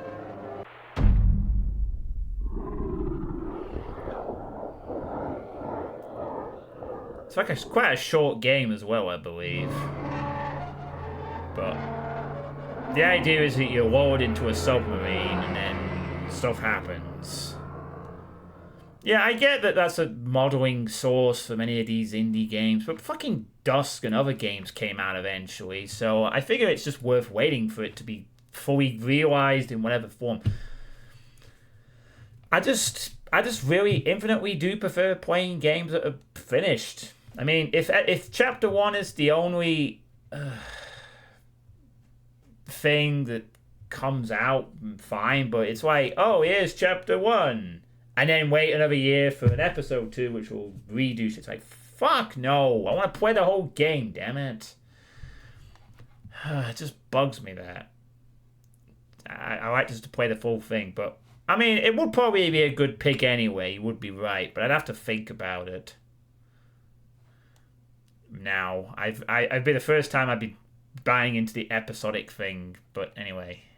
Oh, I've got Subway Midnight. I'm looking through my wish list, sorry.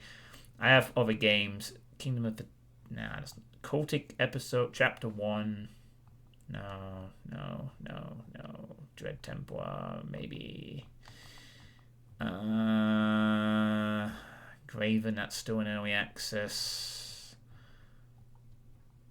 Observation, maybe? That's supposed to be quite a good little... like... There's also Observation as well, I suppose, which is meant to be really good. This being the one about the AI, which I've heard is one of the better sort of that HQ, kind of... This is Dr. Emma Fisher on board observation. I still don't know what happened or how I ended up here.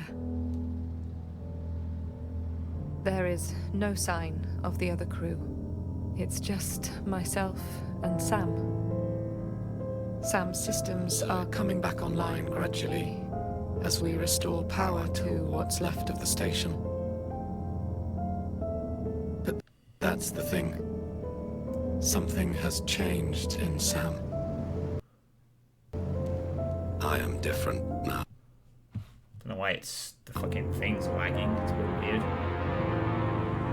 Yeah, this is supposedly one of the really good sort of smart horror experiences involving an AI. I don't know why it's fucking buffering.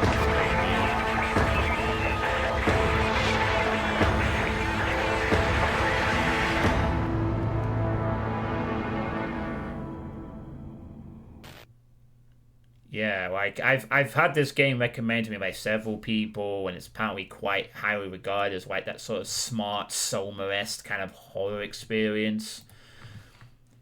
I've had this on my wish list for, well, fuck me, 3.5 years. Same with Chapang too. Oh yeah, that came out, didn't it? Finally, and I've not even played that yet. It said Bringo or something like that. Yeah, I've got like that from my wish list, and then if I look at my actual future projects list on Steam, I have. Well, I suppose I could show you. So we pop this up here for you. If I sort of move my webcam to this side for a second, move the chat over here just for a moment so you can see the games. So I've got like all these games on my future projects list. So there'll be stuff like I don't know about this one. That's like Dead Space, indie Dead Space sort of thing. Serious Keko Demon suggestion. This is also quite a short game. Apparently Chuck Goblins, which is free, I think. That's supposed to be quite good. The this is supposed to be really cultish and very indie jank, but really good. Deadly Premonition as well. That'll be like the big game if I was to play. That'd be like the thing I'd do last, I think. Of course, if I wanted to delve into Doom 3, I don't think that would be really suitable though. I probably want to play something new. Not. Let's save that for another time. I will play Doom 3 at some point because I'd like to revisit the game just so I can say I've played it on stream, but that might be another time. Oh no, that's the game I already had. What else is there? Oh yeah, I've got this whenever this finally releases.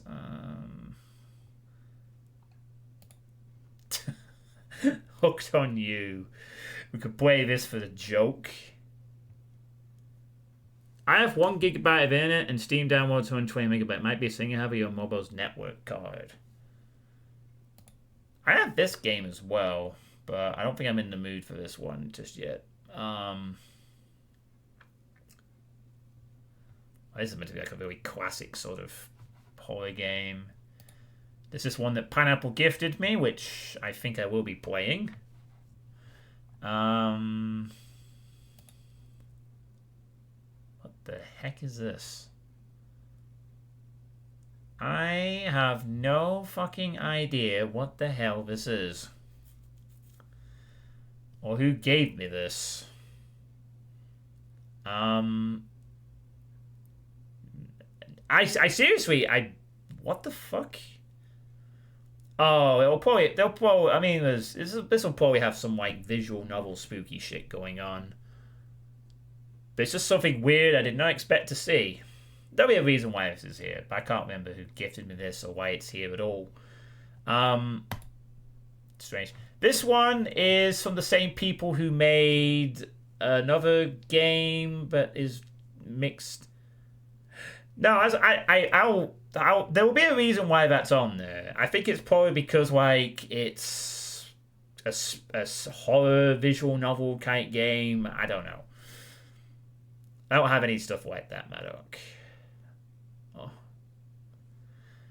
What was it fucking called? There was another. I've played the other game by these people. It was really kind of good. We played as a little girl puzzle game. This one's similar. Looked good. This one, Little Nightmares, which I've had for a while. Same with Lucius, which is a puzzle game about a dynamic kid that you can play as. This one was gifted, but it's not going to be suitable. Metro. I think that'd be more suited for something else. This one was gifted by Drauken. That'd have to be the big project if we were to bother to play Village. I don't really feel in the mood for playing Village. And I'm already playing one Resident Evil game.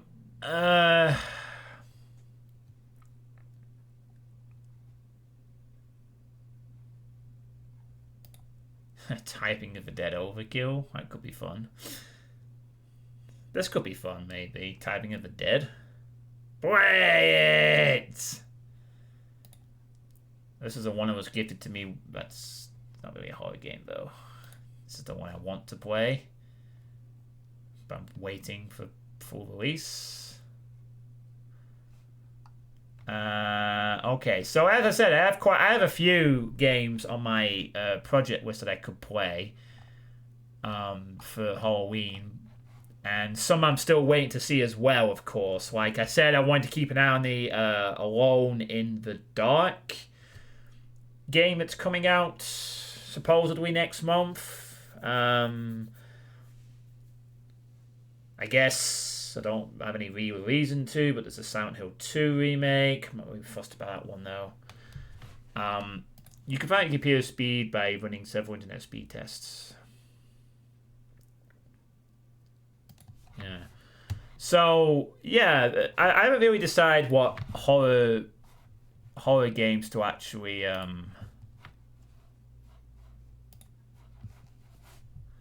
to pick yet. Oh my goodness, wow, this is incredibly full of warnings.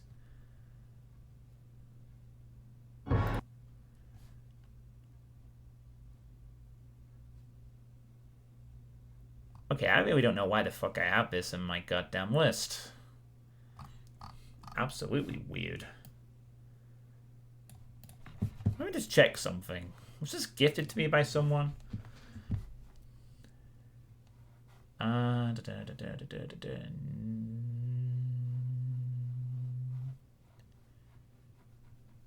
Not that I'm aware of, no.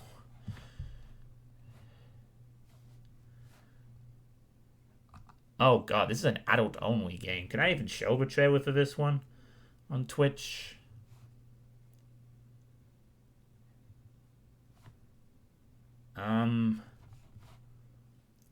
This is not on the banned list, is it?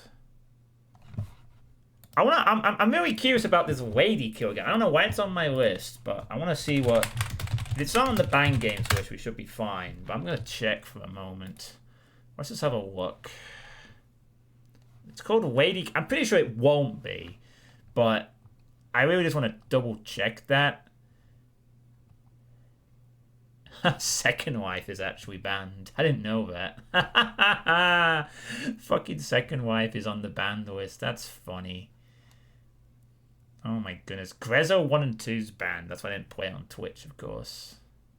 Honey Pop's banned. A bunch of games that honestly it's very obvious to see why they are banned. Yanda Simulator. No, it's not on the ban list, so fuck it. I don't know why this is on here. And although this is not really part of my thing, I'm now genuinely curious as to why the fuck this is on my project list.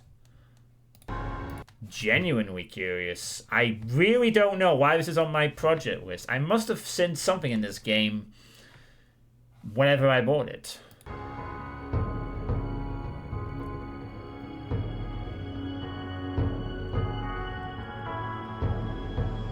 We want more bandwidth.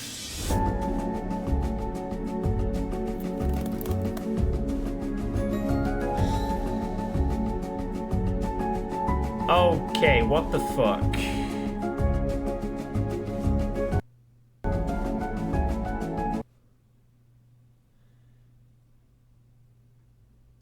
Okay. It's not banned on Twitch, but I don't think they'll show that in the trailer. Though, I mean, we'll probably be alright. But it has a safe work mode. Oh, okay. That's fine.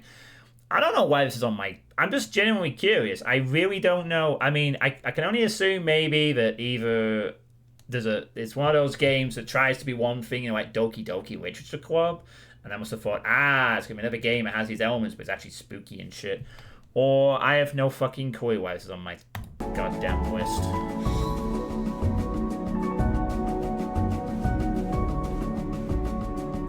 Are you engaging in sexual relations at this hour? Oh god.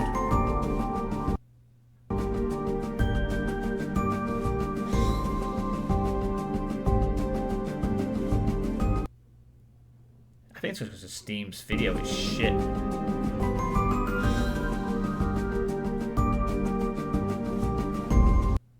Ugh, damn it, Steam. Why do we have these...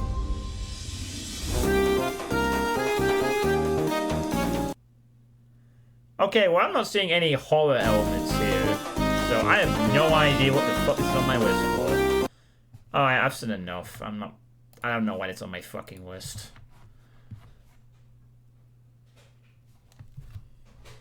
So weird. Super, super, super weird. We're back in a sec.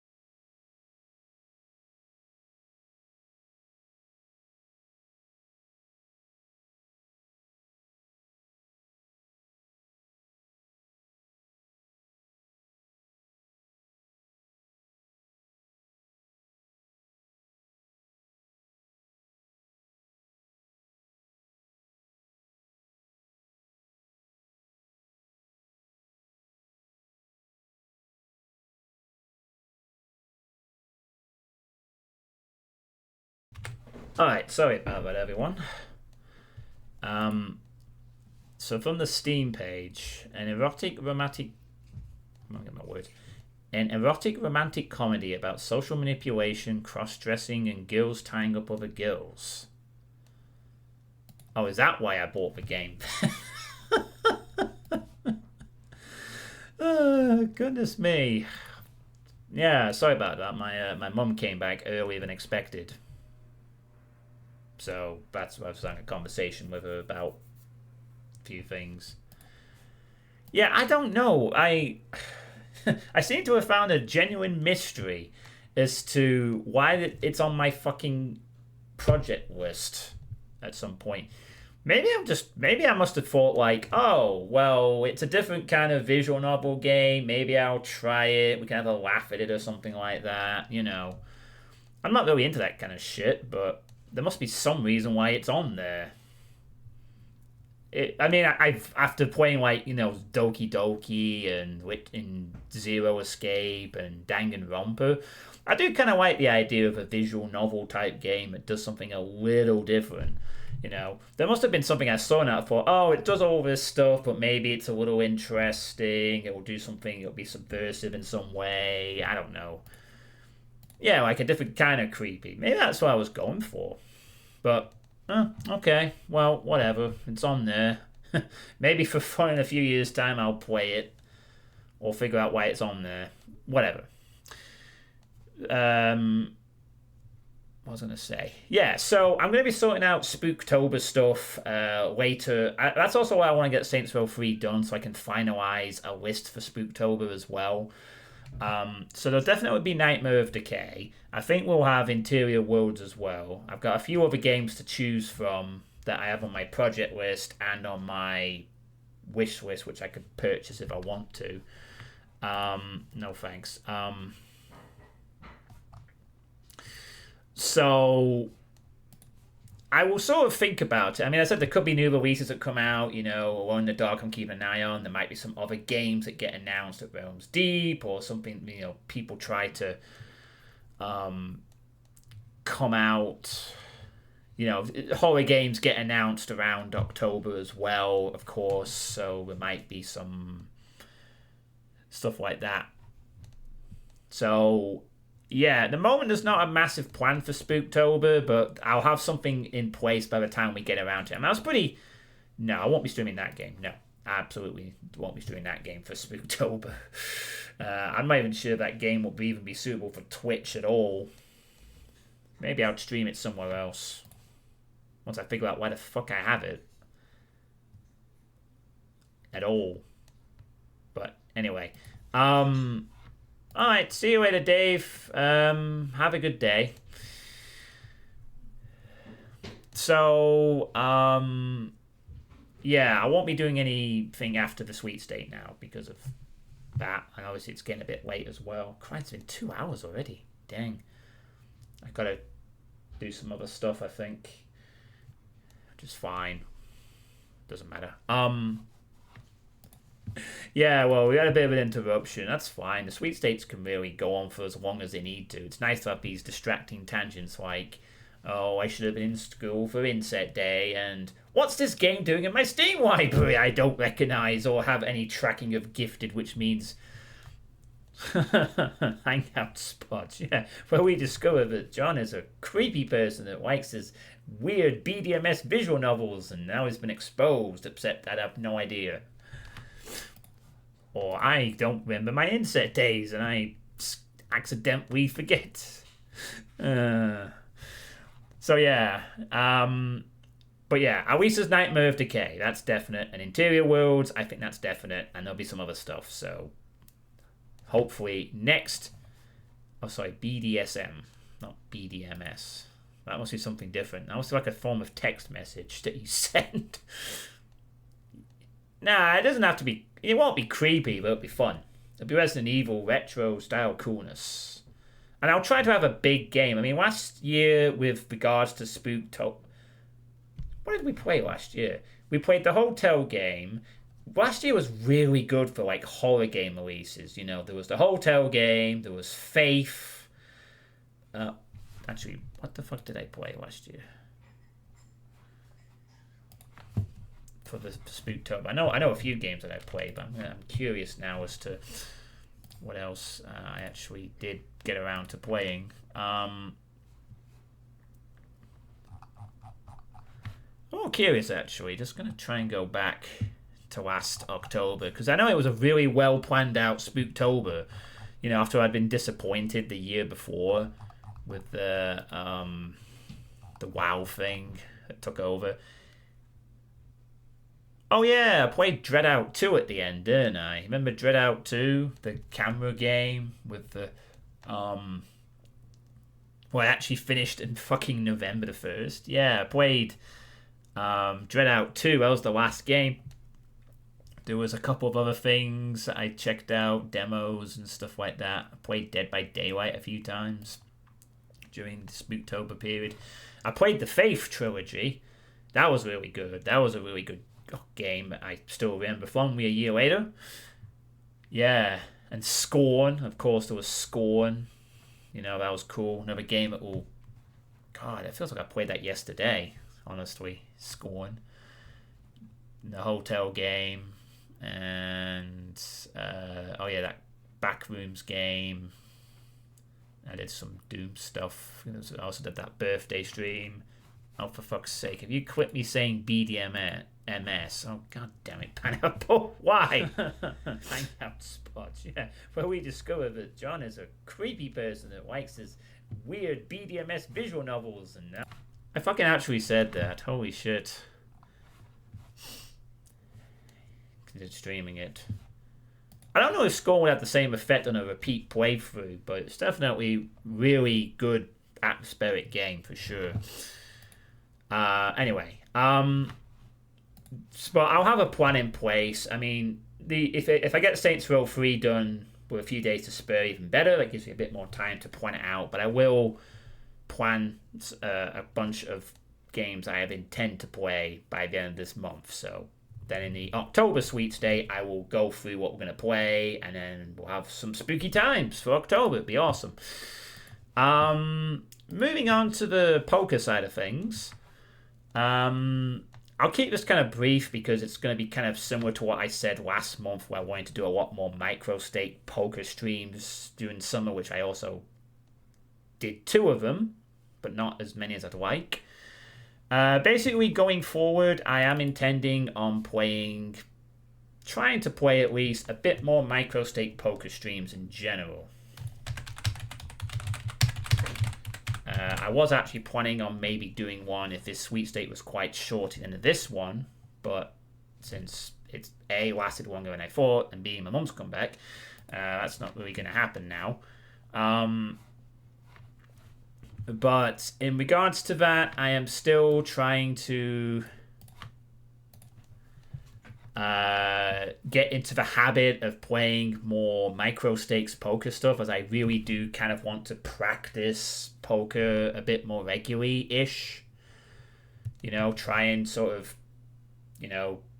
practice it. Because obviously if I'm going to want to start going to casinos and trying to, make a bit of serious money off this thing every once in a while, I need to start really playing a little bit more just so I keep on practice. I can't just go like, oh, I play once or twice a week and that's it. It's, it's like, well, yeah, but it's not really regular. You're not getting a massive field of practice. You're not really playing all the time. I mean, I'm pretty okay at it. I do look up poker videos and stuff like that for this kind of stuff. I'm relatively smart about this type of thing, at least I think so, but there's always something I could be learning. And to do that, obviously, I do need to play the live games, but I also can't do it all the time because of my job, and also because it's only like once or twice a week, and I don't play Thursday. I'm not going to the Thursday games anymore, by the way, until something changes. So the only live poker game I'll be playing for the week will be Wednesdays, which means good news, Thursday night streaming will now be more of a thing going forward. And I don't know how I'm going to do it. It might not be this month. Again, Saints Row 3 is the priority for this month, so it might not be for September, depending on what time. But I'd like to do a thing like maybe like in the future, maybe like once a week, I do a poker stream where I play a couple of tournaments, these micro stakes games, maybe do 1 or 2. I'm also in dry September, so, I'm not going out, so I might get a chance to squeeze in a stream this month. It would be nice. But maybe like once a week sort of thing.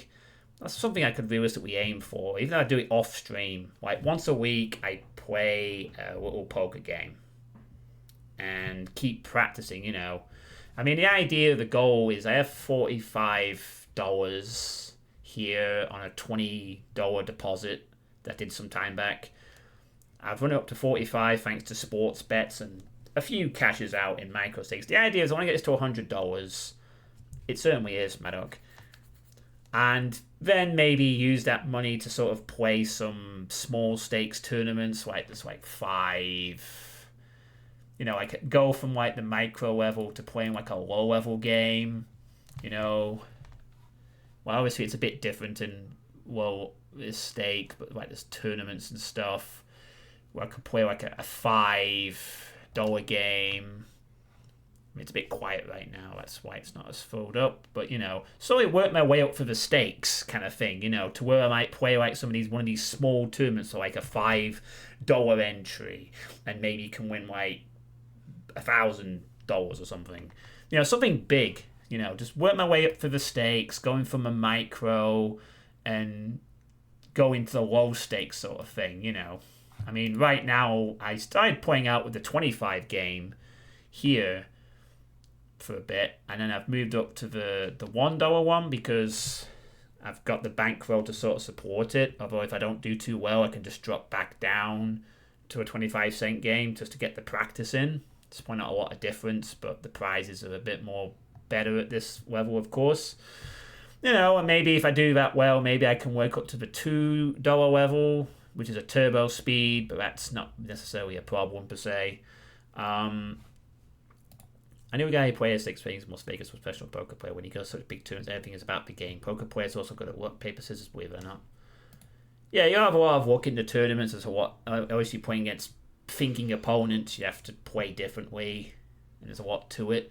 But I mean, I do enjoy playing poker. I genuinely do. It's a fun little thing, and I'd like to sort of maybe occasionally make a bit of money off of it. Not like a full-time job sort of thing, but like I said, wouldn't it be nice if I could walk into a casino, cash in a tournament, and take home like even just an extra £500, £600? That would really help. But to do that, I'm going to need to do a bit of time and effort. More than I do now. I do okay, but I need to do better. I need to keep the practicing. I need to maybe look into going into a course or something like that. Now that my college course is finished, I could use the time that I would spend on the college course. Maybe I invest in a poker course. Really learn some more tables. Maybe get a poker tracker for online. I'll have to see how far down I go. That won't be a consideration for a while though, because until my lists are complete, I don't know what the future of streaming is going to be like. So I'm not going to commit too much. But who knows? Maybe I become a poker channel. Maybe I just start playing a lot of poker all the time and we don't play video games anymore. It's an avenue, but I'm not committing to anything at the moment. So yeah, as I said, my first aim for the moment though is get to $100. Try and cash as many of these $1 tournaments as possible with a max prize of 12 and get to $100, and then try the $2 games and then go to micro and then whatever, getting some big tournaments as well. This is just a sit and go. There are tournaments of all kinds. There's free rolls that I could play in that happen occasionally, but there's also like micro tournaments as well, which like they're usually satellites or have some things. And these are the kind of things I could play in. I could play some of these now, but it might be nice to go into a $5 game and have a stab at, Like, there's this one here, the big 440 with 2K guaranteed. What's the lobby for that like? I want the prizes. So, the 79 places paid for $4.40. And if I cash out for that, that's 300. Yeah, this is the kind of tournament I could start playing if my bankroll was big enough. Even I got to like $70, $80, I could take a stab at something like this. These big tournaments with a big field where I can get paid up to 79 places, and if I get to the final table, I'm looking at like $31, a 3-figure score. Imagine winning that, $341. That'd be insane. This is the kind of stuff I'll be looking to get into in the future. Or it could be a low stakes one where it's all like really big prizes and so forth. Like this is a $7.51. where you get 4 figures. And, you know, it's just working up to that kind of thing, basically. There's also free rolls, but they don't seem to happen that often. Obviously, I'm looking at the micro ones. I mean, hell, there's ones I could do right now if I wanted to take a stab at it. You know, there's this... The big 110, for instance. You know. Obviously, that will change as more people join in. Just don't give money to people as a person that teaches the game. Yeah, exactly. I mean, I do follow a channel called Black Rain 79, who's an author who has success and that kind of thing. He does have like recycled videos, but he does have a lot of good points as well. A lot of his, I mean, the tables I got was from his channel as well. AIs, well, it's a possibility, I guess, Maddock, but they might also check for said AIs. Who knows? But yeah, I mean, right now I just want to keep the practice on the $1 games and just keep working at it, keep going, and yeah. So I basically, going forward, I'll try not to reiterate this point unless something happens. I'm going to try and do a few more micro stake streams over the next few months, and we'll see how that goes. So yeah, that's that in regards to the poker stuff. All right. And that takes me on to the final little segue of this sweet state. What's the weather like outside? It is cloudy. I have done so much walking today, though. I don't know if I want to go out again. Do I have any reason to nip out? Sorry, I'm just trying to think. I'm thinking ahead a bit here. Sorry. I don't really think I do. I bet you can probably already guess what game's coming up on the screen right now. Of course. Of course it is my new addiction. Game which I would have to... a game which I might be able to escape from one day, but it ain't going to be anytime soon. Because I keep playing the damn things. It's so much fun when it works. Would you like... I wasn't really... I don't know. I mean, maybe we could do a couple of games, Pineapple, for funsies. But it won't be for very long. I mean, keep him... You know, I mean... I could maybe do... I mean, I have been to the gym already today, so I've kind of paid my dues of physical fitness today. But I also do need to set up... Oh, God. I need to play Dark Souls 2 later for co-op purposes. I mean, I'm not massively looking forward to playing Dark Souls 2, but it's a co-op session, so whatever. I need to get up to... I need to play some of the game before I get to the co-op bit. We'll see. We'll see, Pineapple. I'll just get through my sweet state bit first. So, yeah. In terms of Dead by Daylight, at least something else I did manage to accomplish over the summer is I did get the Adept challenges finished. For both Killer and Survive. The Killer ones got completed. So, although I was disappointed I didn't get started with Saints Row 3, I did complete the Killer Adept challenges. And thus, that series is concluded. And I've actually got the Adepts for Alien and Ripley last night, when I did the first impressions of the Alien DLC. And I've spent a bit of time earlier just doing some dailies. I don't need to do one, actually. I'm sort of working my way through the characters. Obviously, I'll get them both to level 3. Then I have perkers unlocked on everyone. Yada, yada, yada. So yeah, Survivor-wise, didn't really see much of the Survivor. Chemical Trap seems interesting, but I haven't been able to play it. Light-footed seems... could be useful for stealth, and Lucky Star, I have no bloody idea, to be honest. Blah, blah, blah, don't care. Nice that it was in the game. But I'm a killer-sided person, so the main thing, of course, to talk about with the Alien DLC is... the Alien. Of course. And dear God, they have done really well with implementing Alien into the game. I mean, he looks the part, doesn't he? He looks really cool. And when you see him move around and crawl, and the sound cues are all just very alien. It looks really cool. I mean, the last time I saw a presentation of a classic character was this.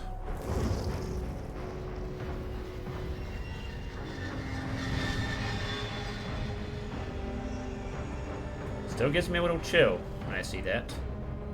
But it's such a cool implementation. Like, they put so much effort into the Sadako thing last year, you know, and it just looks like it's just that sense of, like, you know, a presence with her. And it's the same with the alien as well. Bye, Sadako. You're boring to play as now, I'm afraid. Real shame. They made your base kit stronger, but they made you a bit more boring. And it's the same with the alien. Like, just seeing him in a match is kind of cool. Crawling around, rolls around a bit. Looks really nice in the game. So it's really cool. They've done a good job with the aesthetics of the alien. In terms of his perks, however, it seems it's a mixed bag. Alien Instinct could be useful. It's kind of like an injury-based barbecue of sorts. This is definitely useful for teleport killers. This one, you don't gain bloodlust, but you gain haste. This is probably going to be rubbish or very niche. But this one is the one I feel has the most potential. Ultimate Weapon. Which is very good for scouting, I feel. I kind of like this one. The actual power of the alien is he has a tail attack that he gains with crawler mode, and he whips people, and it's very strong. And I'd have to agree with what Deathwing Duck said last night, saying that the tail attack has a bit of the old Deathslinger problem where you don't know when he's doing it. Having played against an alien today, I kind of see what you mean. Like, you get an audio cue when the tail is actually attacking, but you have no idea when the tail is coming out. Because when they're in crawler mode, they can still use their hands, and they can be crawling. You don't get any real sort of build up for when they're going to use the tail. You just have to sort of guess as to when they're going to whip. And that tail is pretty strong, and has good range too. So I kind of agree that there seems to be a lack of cue for when the tail's coming. So if you're being chased by it at a range, you know you're going to expect the tail, so you have to sort of guess. It looks like you can actually dodge the tail a little bit, but it is hard. You can't really vault against this one. And you want to kick it out of crawler mode whenever you can, but I also don't like the fact, why can't we rotate this? That bugs me a little bit. We should be able to rotate this killer. Don't know why. Every other killer you can rotate, but apparently you cannot rotate the Xenomorph for some reason. But honestly, seems like a fun killer to play as to some extent. I don't think it's going to be all that strong in the long run, but it certainly seems like they're a fun implementation. And I like the idea of the turrets and survivors having to place turrets and whipping them, and the tunnel bit is pretty cool. They probably did. Won't be surprised. The tunnel bit is kind of cool. The implementation of diving into the tunnels, seeing the things as you crawl around. That's a really nice immersive touch as well. Yeah. So overall, I think the Alien DLC is pretty okay, and the new map is pretty nice. I haven't played a lot of games on it. It'll take a while to see if it's any good, but it looks really nice. And it's a nice callback to Alien. So, you know. Now, I've done my adepts, but there are still achievements I might do some streams of in the future. One thing is... God. Getting that to Iridescent 1 will be a bloody chore, I tell you. I still gotta do some achievements, which I'm trying to sort of go through. This one could be a potential challenge as well. Getting the Evil Incarnate challenge for Myers. I'd have to prep that a bit more, I think, before we start that one. There's some Genoist stuff. There's this one with the hatchets. Blessing a Hex Tome, which I managed to get free in one game, but it's a bloody rarity to get a chance to bless it. Some others here that all the way to the new content. I'll get these eventually if I play enough times, and I'd have to be able to actually get on the new map to do that. I need to do that for the Hack the Mainframe as well. But yeah, there might be some streams where I try and do some achievements for fun in the future for some of these challenges and whatever else they add.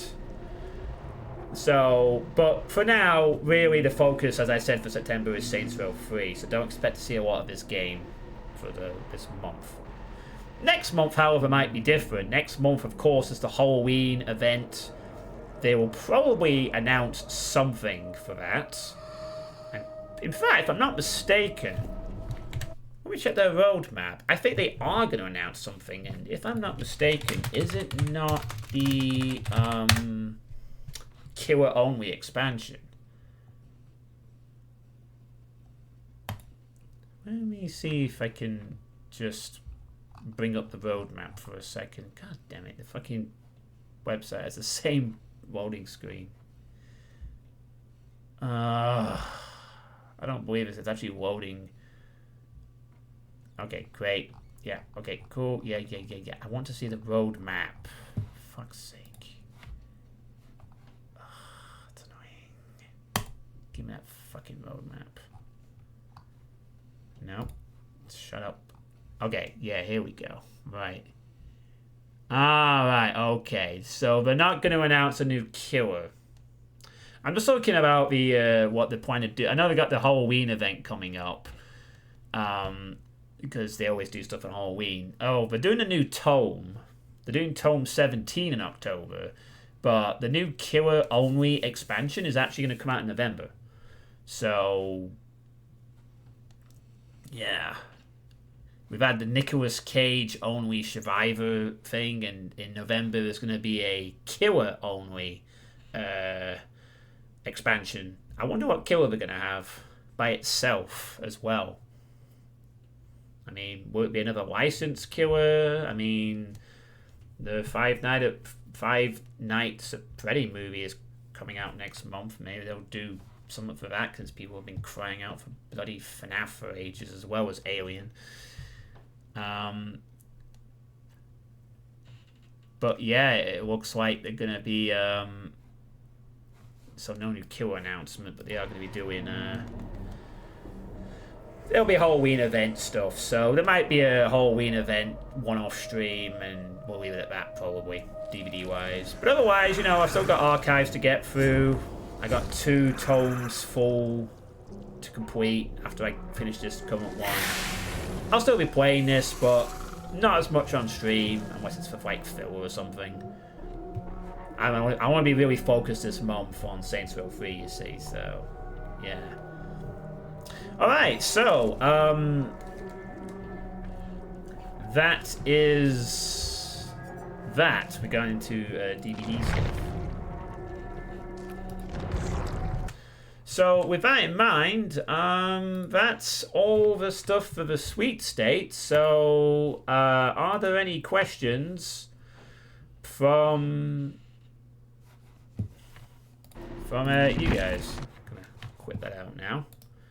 So now is a chance for you to ask any questions about anything I've said about today or the future. Now is your chance to ask me questions, all 4 of you in the chat at the moment.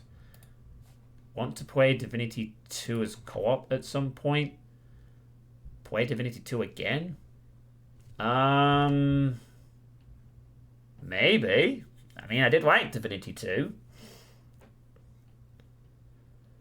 I might. Why are you thinking of doing? I don't have the first game, but I have 2. Maybe Shakara. Maybe.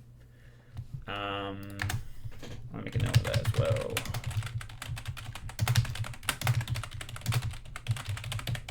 Okay, just making a quick note of that. Nah, not streamed after. Oh, okay. Well, I'll think about it, Shakar. I mean, as I said, busy with SR3, and now we're back at work doing stuff. But I'll definitely think about it for sure, Shakar. Just make sure to remind me occasionally. Question, I am hungry. Answer is get food. Maddox says, yeah, my question is, why are your streams and your community so awesome? I just want to know. I don't know. Personal bias on your end?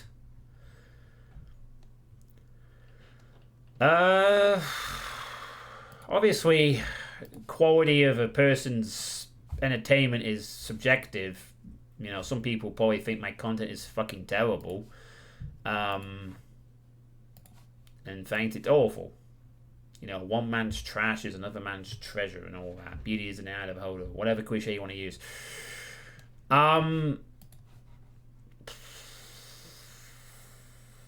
Beyond that, I guess I could probably say I've had a lot of experience streaming. I mean, I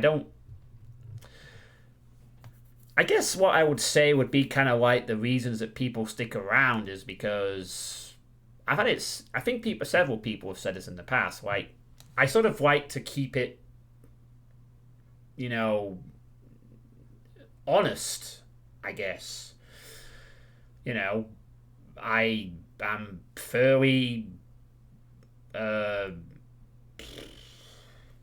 guess, not sort of super about the bells and whistles part or reactions or things like that. I like to keep things sort of like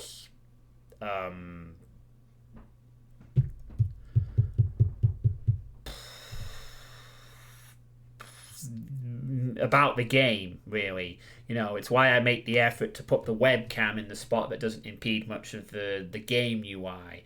It's why when I play a Doom Ward, I let the Doom Ward's music and original graphics speak for themselves instead of playing my own playlist and then playing through a Doom Ward. I mean, you know, I do like Kiri's stream, but sometimes I do wish she would just let the wards play the music of the ward, which she does do sometimes, and you're free to play how you want, I guess. But I always like to sort of like keep it simple, you know. Yes, I have notifications and stuff like that, you know, like useful notifications of things, little pop-ups, and that's from yesterday, by the way. Don't get too excited, Pineapple. You've already subscribed. I was using that for an example from Streamlabs.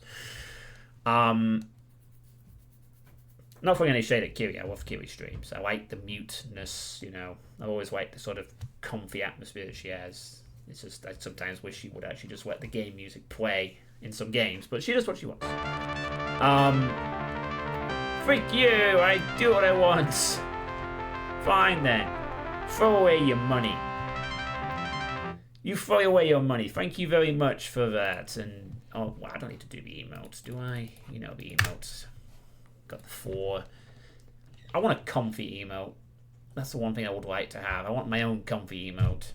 If anyone could make me one, that'd be great. It could be a cherry comfy emote. It could be me comfy. It could be a revenant comfy. Everyone, all the cool avatar tubers have comfy emotes, and I want one. But I don't know. I just like to keep it honest and simple and down to earth and just give my honest opinion, even if it's not the most objective, you know, informed. You know, I mean, I get angry and say dumb shit, and sometimes my words at high speeds, they get mixed up because autism and weird speaking habits or whatever you want to call it. But I don't know. I'm just honest, I guess, is about the best thing I could say. You know, I try to be nice to people. I try to sort of, I don't tolerate morons and trolls anymore. You know, I can't really say why the community is awesome. I guess I attracted a community of Doom people for ages, and then there's a few people that came on for various reasons. I don't know. I just try to be a nice person. I try to be entertaining when I can, but I don't really go overboard. I try to sort of just entertain people for a couple of hours. When are you making the rubbish emote? When I can be bothered getting around to doing bot stuff, you know. Guess I'm kind of lazy sometimes, but I just want to keep it simple. Like it is a bit of laziness, but it really is just why I don't like it when you got like bot commands and little pop-ups and things and distractions to a streaming experience. You know, it is, as I say, it's like a hangout, I guess. Very good thought for deserves vehicle praise. Well, thanks, Manok.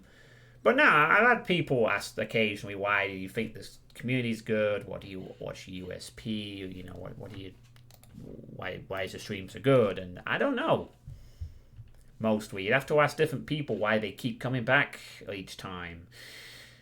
There'll probably be some different answers for that, but I would imagine it would be because it's a nice hangout place. You know, it's somewhere where there's not a lot of distractions or loud musical beats or stuff like that, which is fine. I do go to channels that do it because I like nap psalms, cut away to Game Master episodes. I like Kiri's comfiness. I like some other various things, you know, for other channels here and there, but I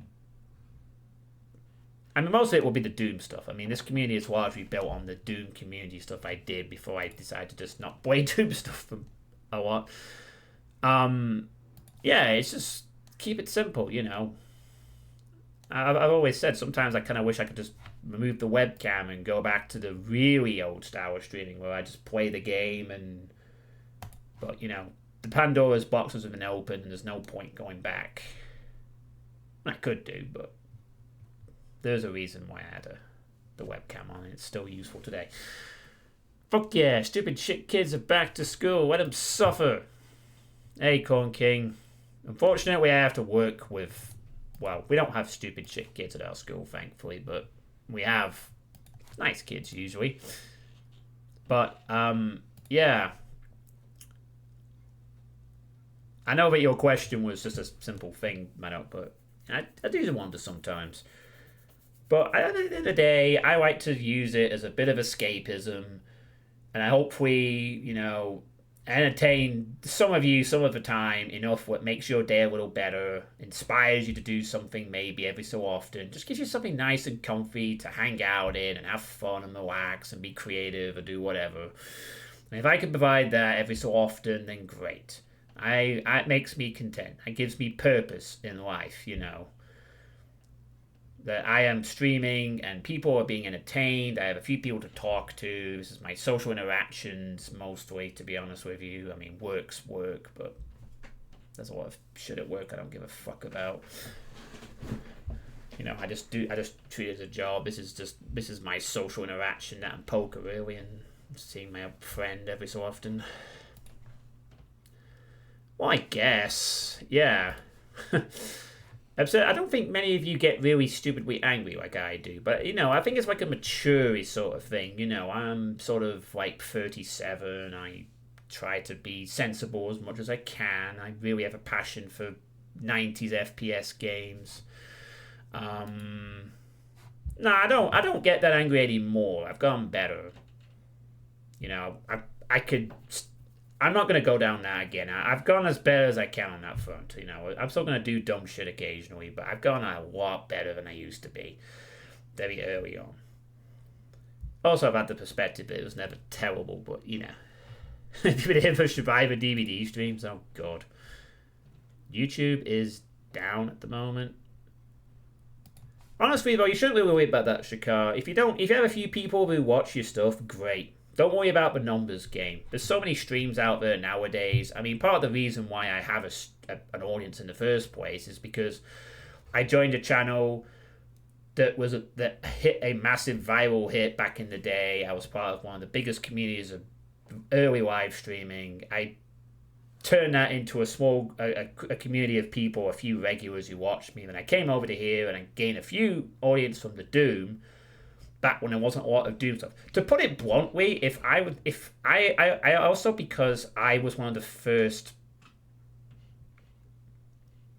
among the first regular Doom streamers, that's why I had an audience that would be built up, because there wasn't a lot of options back then. If I had tried to do this like 8 or 9 years later, I probably wouldn't be anywhere close to 1,000 followers right now. I'd probably be somewhere around 200 or something, because, you know, there's way more options now for people playing Doom and old school stuff, which is really good, of course.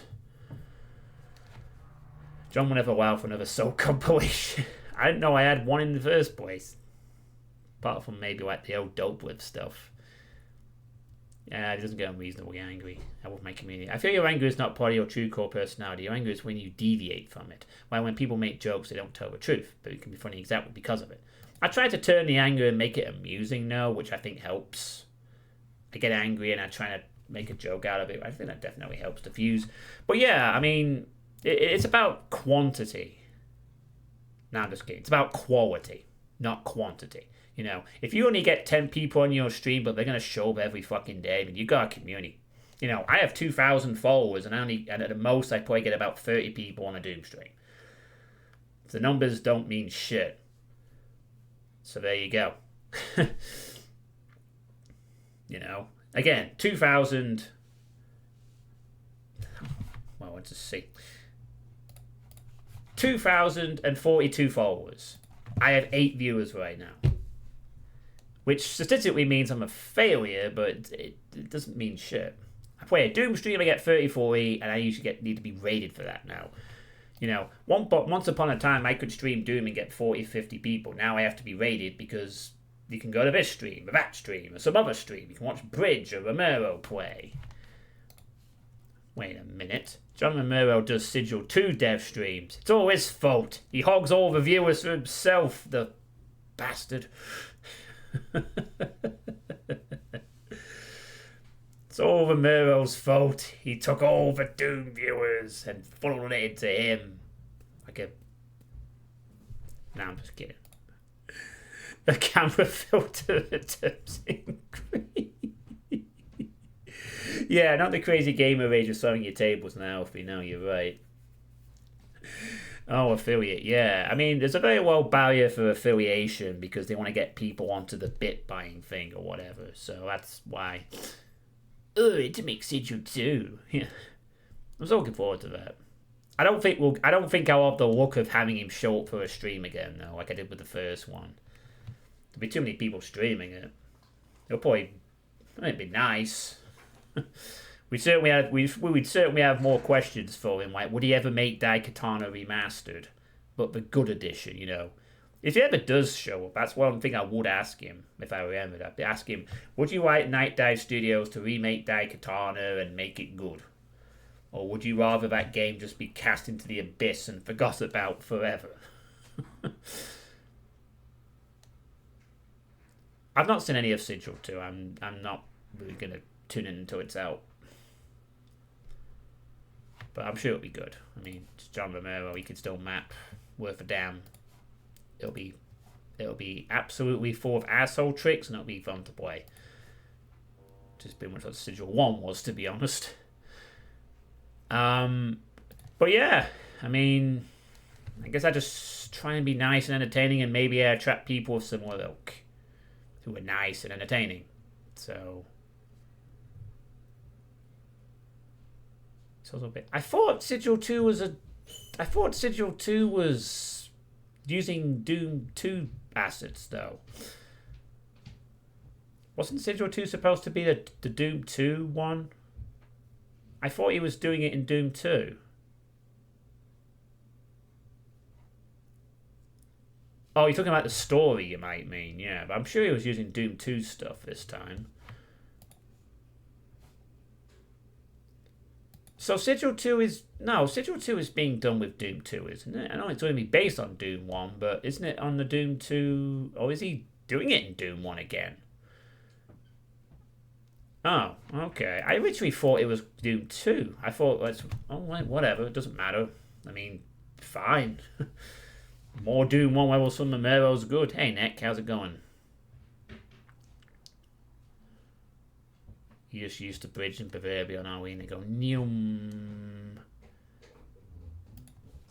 Yeah, he's a careful mapper, you know. He gets things done. Quake 1. Oh yeah, I need to play Quake 2 at some point.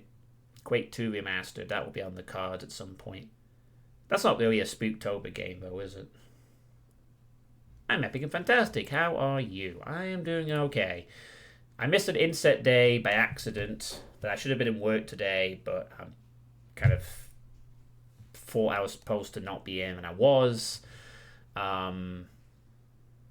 I'm doing alright. I've been at the gym, and I'm on a dry September.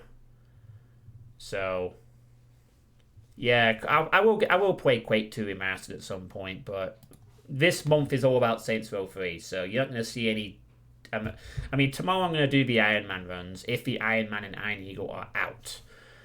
And that's going to be it for Doom. And then it's just going to be Saints Row 3 for the rest of September until it's finished, which will make Drauken very happy. And I'll be happy too when it's all done. Purr, meow. Now we'll work with John and... John? That's what my fucking nephew calls me. John. So adorable.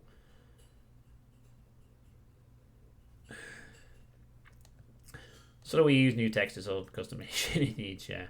1st September, how was school, John? I wasn't in school today. I was supposed to be in school today, Nick. It was an inset day today. But I thought I didn't have to go and attend it. And then I forgot about it. And then I realized I got a message about it. I was like, oh, it's inset day, but I'm not supposed to be in, right? But then I checked and it's like, oh, fuck, I'm supposed to be in work today. So I goofed. I fucked up. And I missed...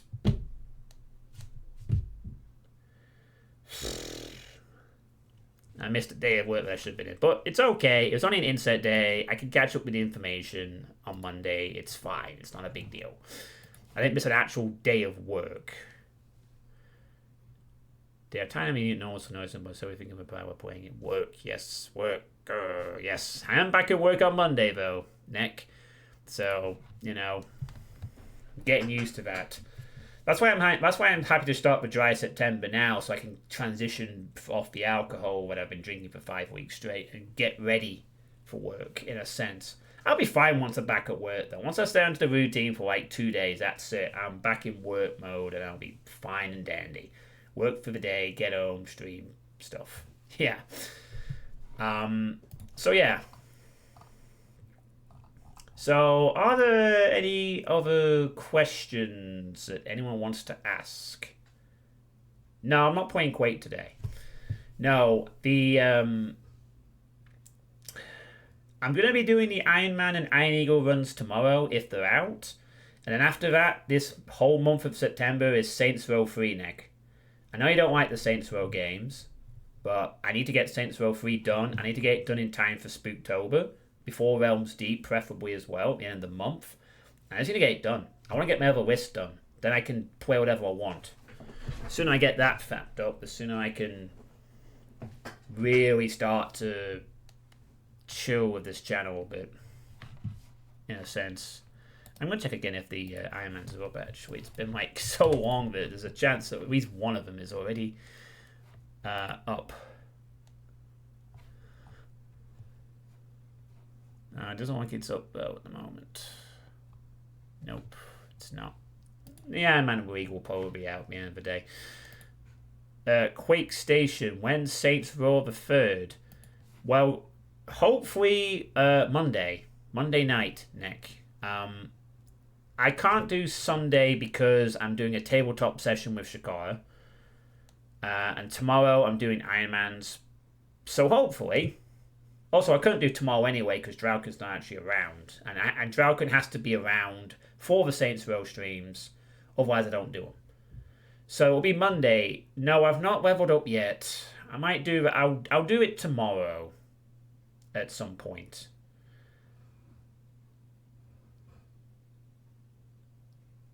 Or maybe I'll do it like once the stream's over, perhaps. Nah, I'll do it tomorrow at some point. I'll have plenty of time tomorrow. I'll do it tomorrow.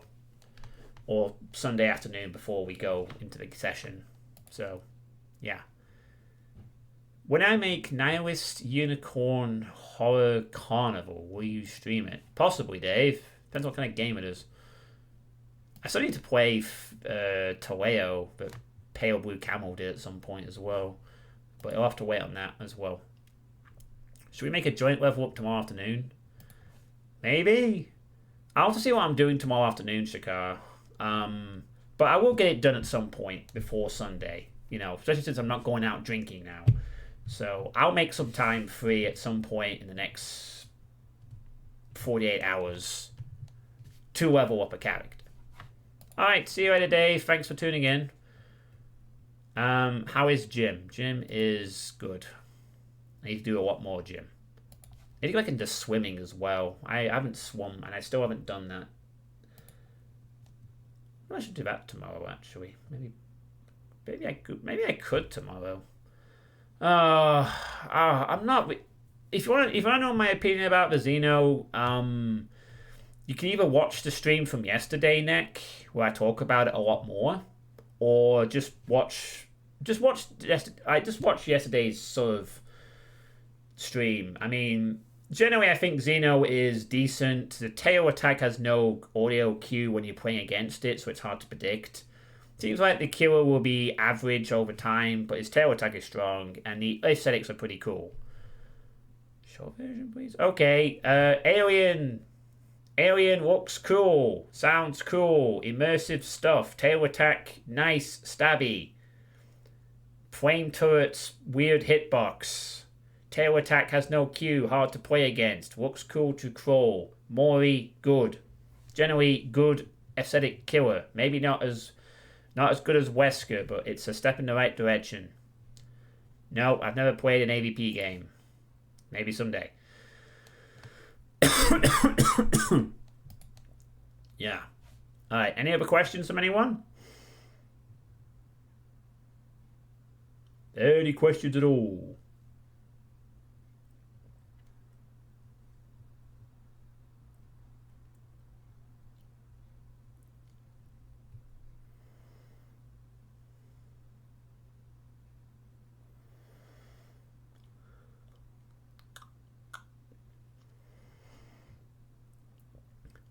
Oh, you gotta go to the shop now. You've been stalling for half an hour. Okay, Shakar. Well, thanks for coming on in. Ash's Doomward.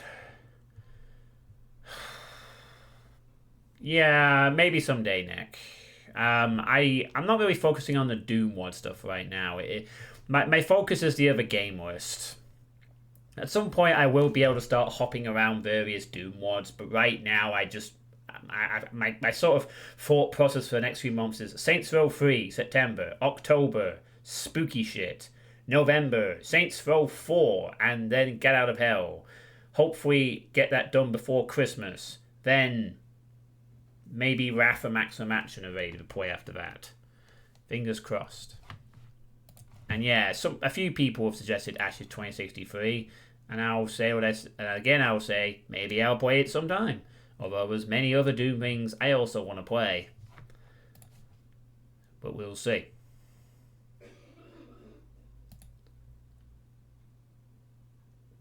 So anything else? Then Christmas party! Yeah, then Christmas party, absolutely.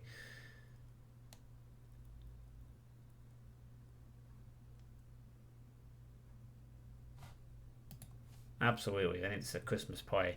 Now, the Christmas parties I like. That's the fun part of winter, but that's only like 2 weeks.